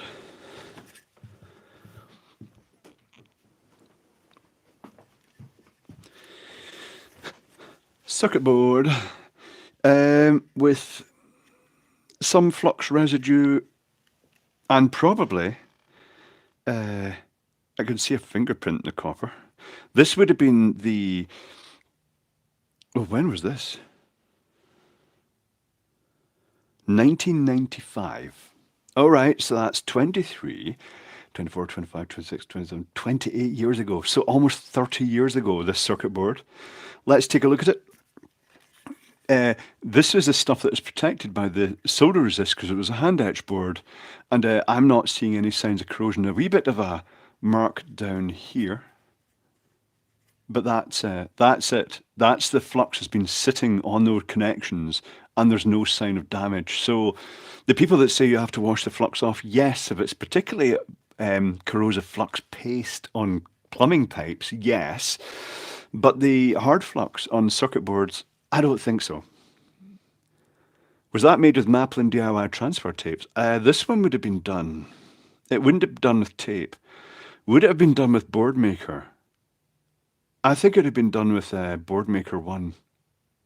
It's quite a neat track layout. It's quite zigzaggy. A lot of work in that. What does it do? It's off a fairground game. Casino Royale. This is an LED driver. This is the input from the data network, data and clock, through a dual opto-isolator. And then there is a transformer for providing a low power. These are all triacs, but they can theoretically all be triggered at once. They can all be triggered at once. You think, well, that's quite a lot of current, because this is an LED driver here, a serial LED driver. But to make sure it didn't require a lot of current, it has a opto-isolator, an AC opto-isolator, resistor, AC opto-isolator down there, and it has the resistor that programs the output current. You only needed one resistor to program the output current to the LEDs, so it uses that resistor to set the trigger current for the tracks, and the opto-isolator bridges that, so it just goes boop, and just puts out a pulse at every zero crossing point. So this capacitor here stores enough energy for the triggering of all the triacs. I do tend to make my circuit boards quite stylish with the tracks. Yes. Oh, and a neon to indicate when mains is active, and an LED to indicate when the low voltage rail is active, and of course the LEDs for the network.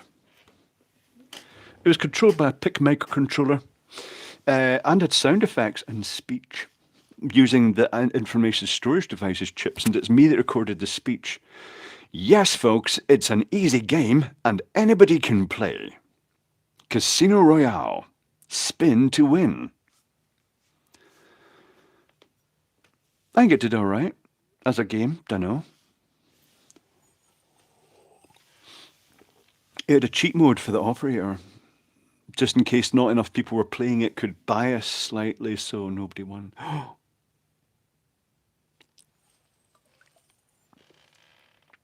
The cheat mode was the most fun to implement.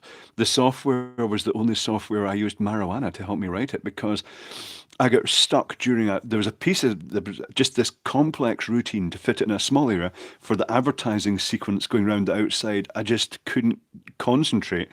Someone had said, a coworker gave me a bit of marijuana and said, try this when you're programming and you might find it helps. And it's the only time it ever worked. And all the background thoughts went away. All I could concentrate on was the programming. And I wrote a really lean piece of code, super tight piece of assembly code. Losing is also available. Yes, Captain Beardy. MOC 310AC Opto with Triac output? Possibly. Don't know. MOC 310. Hold on. What is the Opto isolator? Am I going to be able to read it?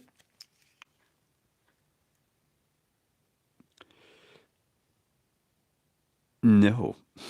It says G28. It's got huge lettering on it. Not sure it is. Probably came from RS Components or Rapid. But the other one, the dual Opto isolator, has much better text in it. ISD 203. And the memory chip was M5450B, if I remember rightly. The memory chip, the serial to LED driver chip. I used that in various other things.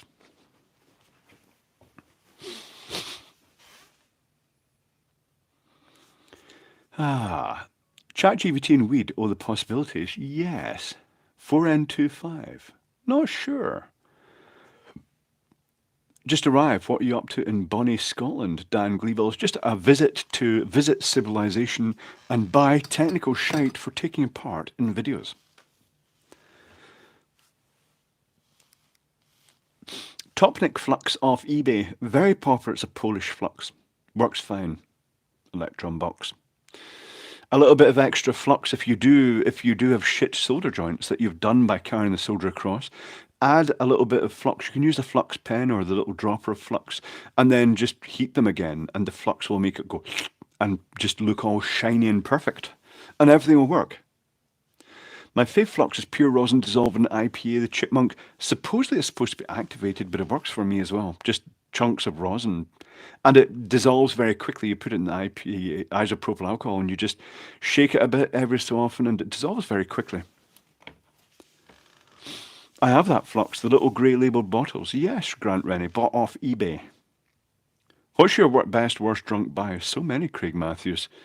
Late night buying, when you just decide to buy everything in your eBay basket all at once. Not necessarily a good thing. The Chipmunk, be careful with super cheap Topnik. Some sellers diluting it so you get 99% IPA.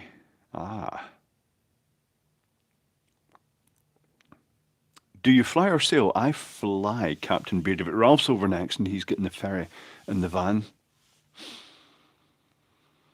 It was a long trip this time, just because there were delays.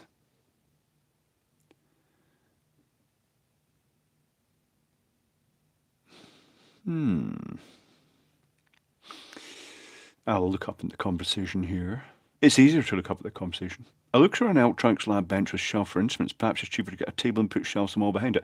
Black, what I did for my lab bench, my bench that I film all the stuff at, I put what's called, have I got any here? Twin slot bracket. Hold on, let me go and grab a bit of twin slot. You'll recognise them, I'll show you.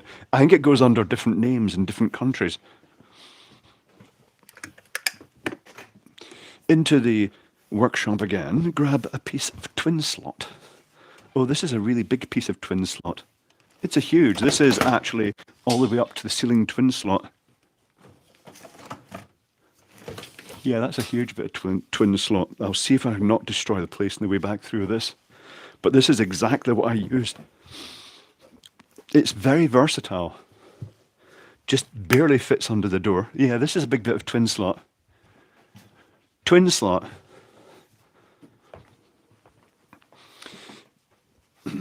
So, twin slot is the stuff that looks like this.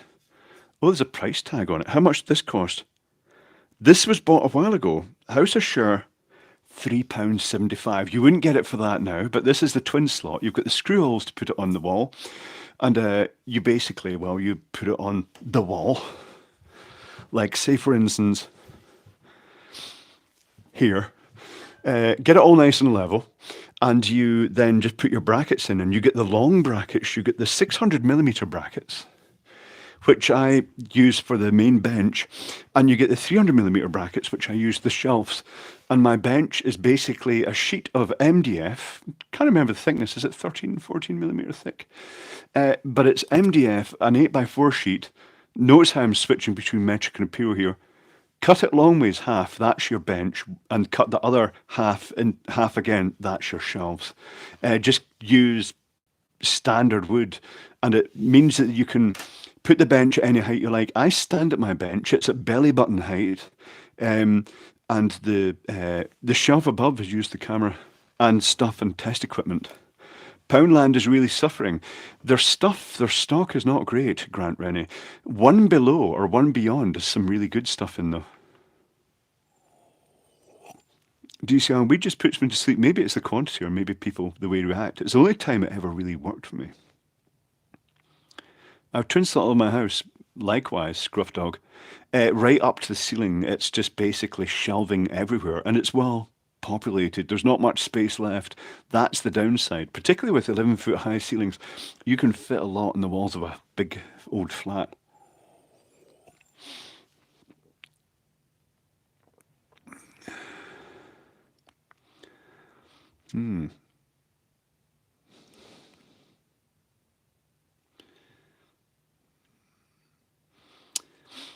Don Wright, I used to buy network cables from Poundland when they were still going. The coil of wire would set off the alarms in Superdrug. That would be the coil, and the capacitance would be just hit the thing.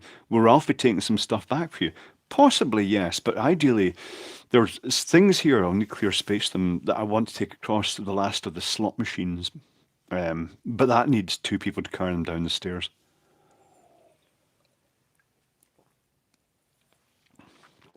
Cranberry juice is gone again.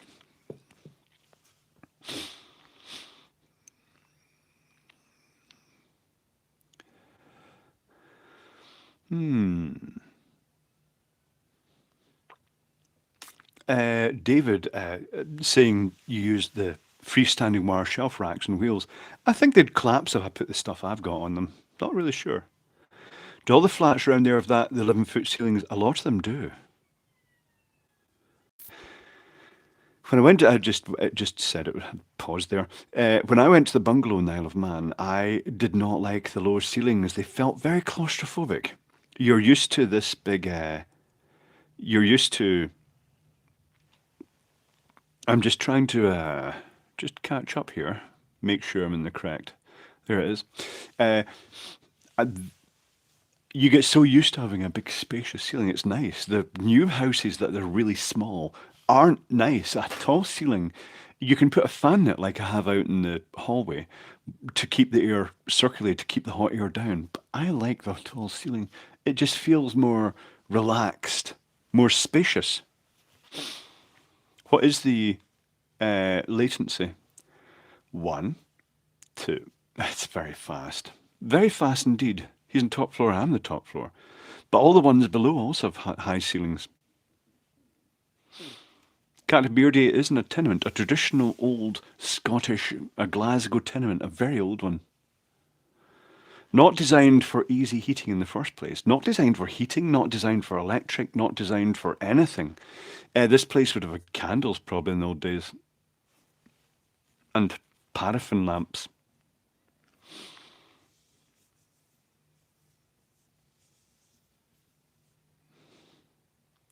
Oh, my mum's house is old. The door's only 5'7". Oh dear, that's not good for me. The ceiling has beams that are 6 feet high. Really? That's just claustrophobic.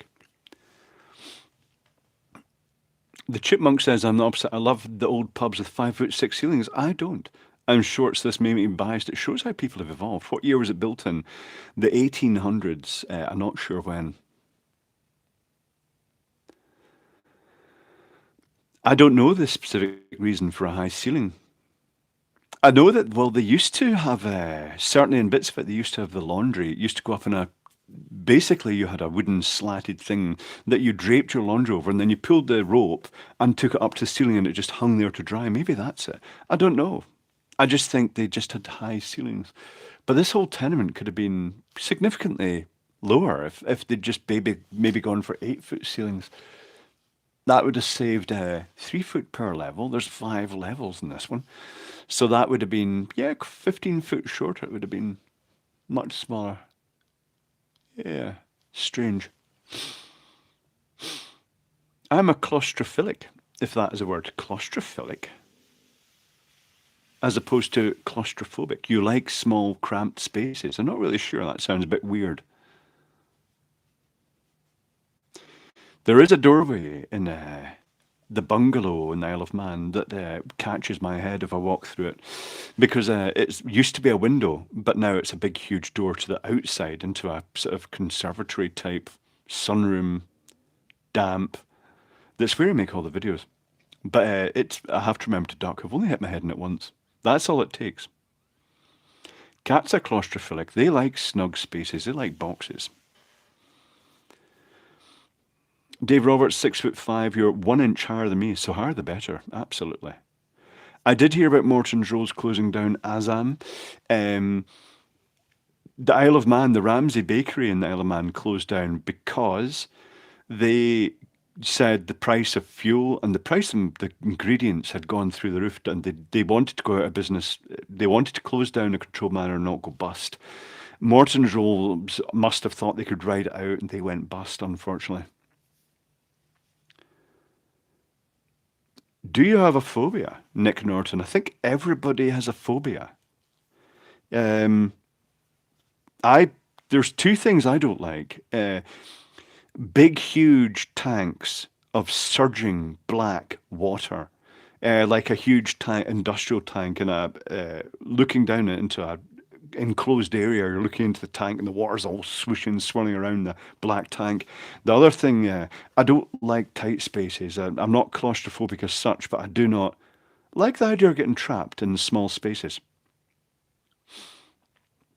Duraj, I'm 192 centimeters. The board is not built for me. I would have to actually get a measuring tape. 192 centimeters. Hold on. Do I even have a measuring tape? I guess a little mini one. 192 centimeters. That's quite big. That's 75 inch. That is 6'4", actually. So I'm the same height. Actually, a bit. That's more like 6'3". No, it's actually close to 6'4". Yeah, it's pretty big. It's odd how in the Netherlands they've evolved to get a lot taller. Sounds like a fear of not breathing. Sounds normal. Yeah, that is definitely a fear to have. Top end spoony.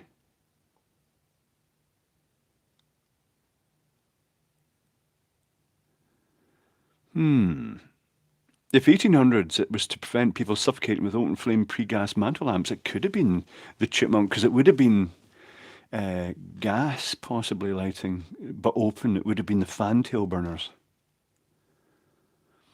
George Philpott, how tall are we? The snag is that it only gives a few options. That you'd have to spend a bit of time defining the actual answers.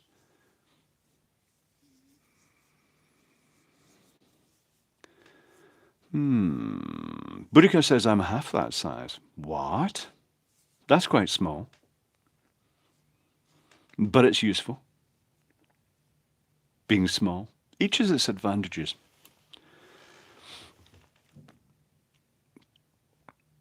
Graham Shaw, my boy being an outdoor cat now. I don't trim his nails anymore, and they are lethal. Yes, he needs to protect himself. Is anthrophobia a thing? Probably fear of people. Is that not agoraphobia? People being outside, raving loony? Not really sure. Kind of beardy. I worked in Amsterdam for a while, and as a 6'1" person, it was quite a thing getting used to looking up at people. That shows how long it is since I've been to the Netherlands. I don't recall terribly tall people. Then again, I am tall, so. Really phobia of large diameter pipes that are vibrating with internal pressure changes, Rifleman. Certainly, I wouldn't like to. Working inside pipes wouldn't really be a thing for me. It makes me think of that horrible one where a welder was welding inside pipes and an excavator broke a water main in the vicinity and they tried to block the water from flowing into the pipe with boards in front of it. But the guy was found dead sometime later, submerged. He got washed down the pipe, the water.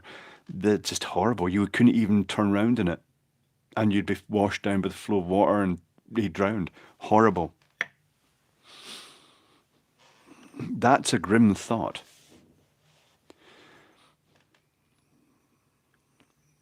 South Koreans are growing tall at a very fast rate. It must be the food or dietary thing. Not really sure. Cheeseburgers. I wonder if McDonald's is responsible for people growing tall.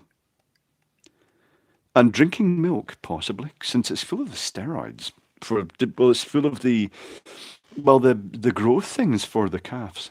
We're not supposed to drink it. Our shock. Yeah, I don't like big pipes. Definitely not working in them. It's definitely diet related. Yes. No, that's fat. Ah. Same thing has happened in Japan. It's increased level of meat protein modern diets. It could be the meat, particularly. Yeah. Yeah, it's strange. The Radio and the Ruby. It's always pretty nice. Your streams, pretty nice indeed.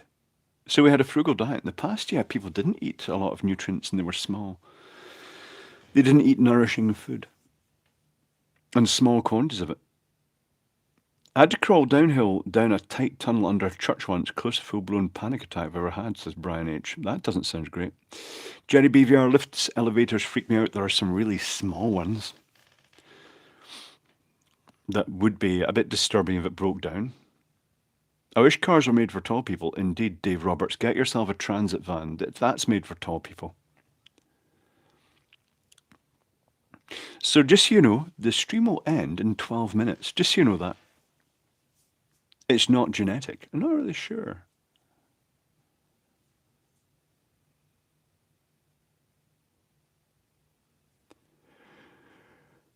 Can't bear to have a phobia of dark water and not knowing what's beneath that surface, but I'd happily strap a cylinder on my back and scuba dive. Well, that's reasonable enough. Yeah, I remember seeing an interesting effect in one of the casinos at Las Vegas where they had an indoor sort of garden area, but they'd put black colouring in the water to give it extra perceived depth. Lifts are annoying. I like control. Absolutely, control is interesting as well. The control systems, I know you're out of control. I like lifts. Look up a twin stock called Hengiskin Hangrail. Costs 132 NOK at 50% discount, about £11 because Norway. Is that stuff that you can hook things on at different heights? Black. Not sure. Even a Transit Connect will work for tallness, the only ones without shelf. The ones without shelf, yeah. Not up for a 5-hour patron stream? No, definitely not on a mobile data allowance as well. Good night, Paul and Norm. Maybe see you on Saturday.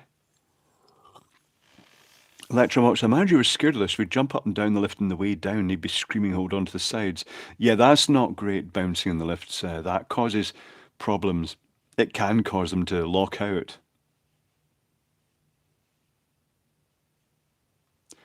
Canberra, I stopped came when I realised what I was doing wet rock in the dark. I wouldn't dream doing those things on dry rock in the sun. Absolutely.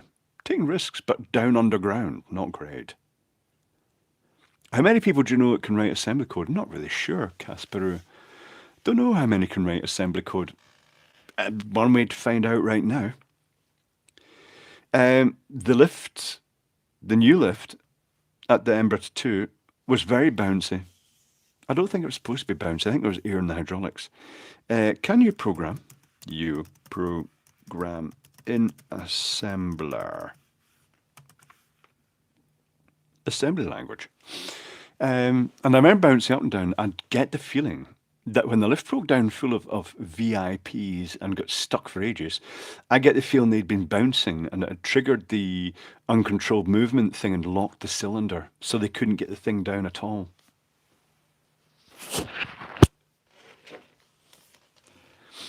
I can write 6502 assembly, but not anything more modern. That's fine. That's good. Because the old assembly language is still valid. Mouse, Darwin assembly. Used to write lots of 6502 code, Brian H. Last time was me 68.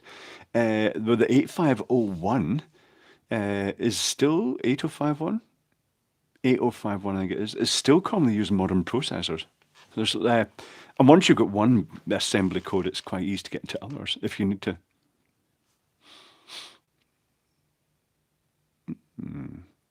Ending the poll. End the poll. 55% can, but a surprising 45% can program an assembly code. That's good. 6502 even sold a program for fancy printing. Interesting, Bruce Goatley. I made a decent income from assembly code software I wrote for the RGB controller modules that I built. I sold a lot of the chips and then a lot of the kits. It was quite a good thing. Alan Hurst, thanks for the stream. Need a calming listen tonight. Going now, catch you all Saturday. Catch you on Saturday. It is a higher number than I expected too, Jason Green. It's because we're technical. Programmers, presumably. Not really sure. For autism spectrum people, it's the logical platform to work the Chipmunk because assembly code, because it's so logical and you have complete control over the process. You're not relying on someone else's libraries. I2C is very good. It's more versatile, treasure bloke like and Arduino type programming where it's all library based. It's good. Don't get me wrong, I wish I could code, but it's so bloody boring. It's not boring, Graham Shaw.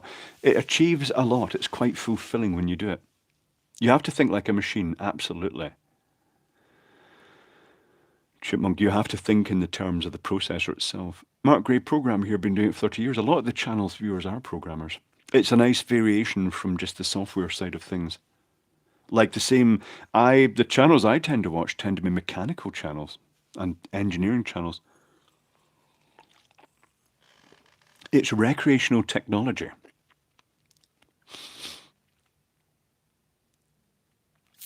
Yeah, David, the modern processors are stupidly complex. Even initializing all the parameters you need, the things you want to use, can be a bit of a nightmare. So they do kind of need more advanced program facilities now. Programming is the electronics, probably why Arduino is so popular. Absolutely, Chipmunk. Justifiably so. The Arduino made a huge impact on electronic education. The fact that kids, well, they sell Arduinos in the industrial format, like PLC type formats, because so many kids grew up with it and it's been around a long time that they're now in factories programming in Arduino programming language. Dave Roberts says I can program CNC machines, which in a way it's kind of like it is a raw programming language.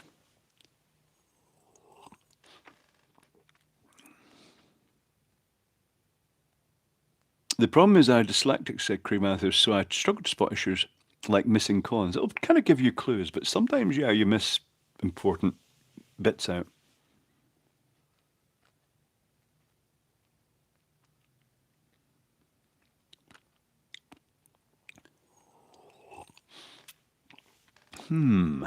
But yes, it's quite pleasing. And disturbing when you realise bugs. In fact, there's always bugs in the software and fine-tuning of timers and stuff like that. But there's times I've written software and it's just worked first time, which is quite surprising. And other times I've written assembly code and been really screwed up, like for a long time, like days trying to find a bug. And it turned out the bug, if I'd had an extra layer of error reporting on it, would have found it. I'd declared a variable twice, and one of them was using a randomizer, a linear feedback shift register, which meant it was the hardest fault I've ever had to find in my own code. Mark Gray, bugs are what keep programmers engaged from employment, writing even more complex software to try and get round the bugs. Paper tape is my era, Dave Roberts. My first program was written in the equivalent of punch cards, but you put a little cross in each box. And also, I have worked in the old CNC machines that had the punch paper tape, which were kind of a bit scary actually. Were old Nixie tubes and everything, and the displays with tungsten lamps projecting numbers onto the display. Quite worrying to work on when you're young and they're expensive. The stream will be ending in 4 minutes, but we'll be continuing a day hence on Saturday.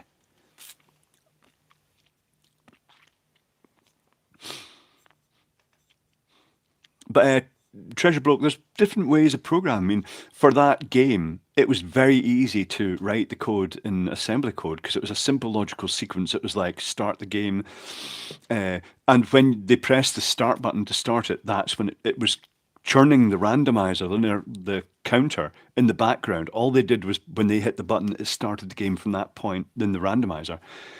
The sound effects were simple loops, so it would go and stuff like that. And it was a digital to analog converter based on a resistor ladder, so it was so easy to write the code. But if you wanted to drive LCD displays or stuff like that, Arduino is the way to go because they've got all the libraries for interfacing those modules or reading data back from other things. So there are advantages. Is there a video of that game being played online somewhere? I don't know, David Glover. I've not looked for it, but it was quite some time back since those games were made. You'd recognise it. It's a Wheel of Fortune, but with tungsten lamps rotating around the outside on 4 faces. So it was in the round on the stall. Did you do a Jaeger salute a few minutes ago? I did not.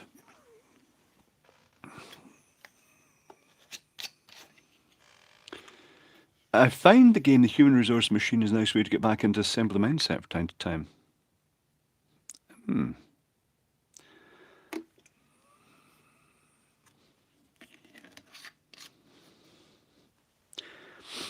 To homes optimized for the technical people with shelving for storing all your hoard. To technical homes.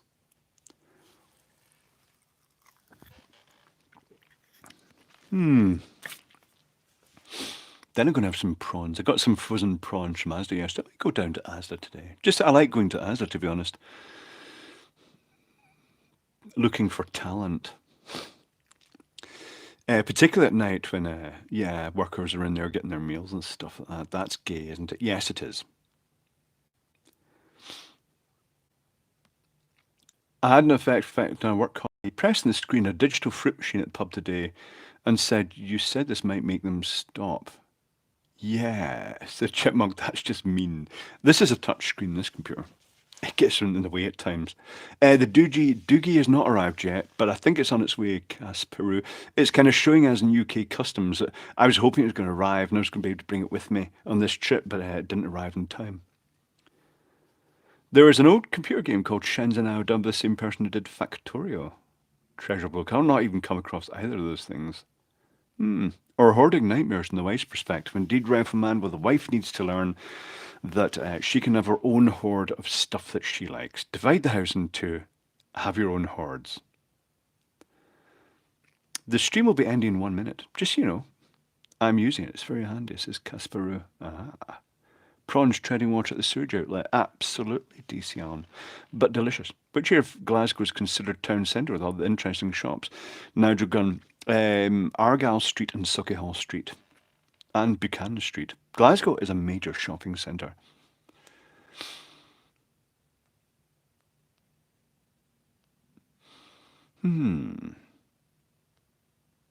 So I don't know what Factorio is. Is it building factories, Daniel? Don't know.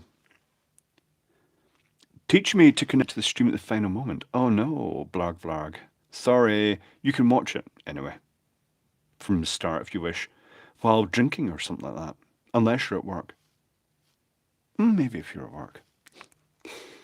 Anyway, the stream is now come to an end. As does just Supermarket. I think it's similar to Walmart. It is very similar to Walmart, but smaller. Because, well, nothing's as big as Walmart, really, Craig Matthews. But it used to be owned by Walmart for a while. Mr. Big Chump, all good, Mr. Margie. That's all right. You can catch up on it. And I'll be back on the Saturday. But in the meantime, I shall hunt for interesting things for us to take apart. And I'll release a video because I have a video I've recorded in which I did shave my head to test the device involved. It was interesting with some of the weirdest charge suckers. I shall release that video on Patreon right now. Okay, I'm going to do that right now. So I shall catch up with you on Saturday. Until then, well, Saturday for me, weekend stream. Until then, have a good couple of days, or day, or whatever it is, and I'll see you then. Awkward moment.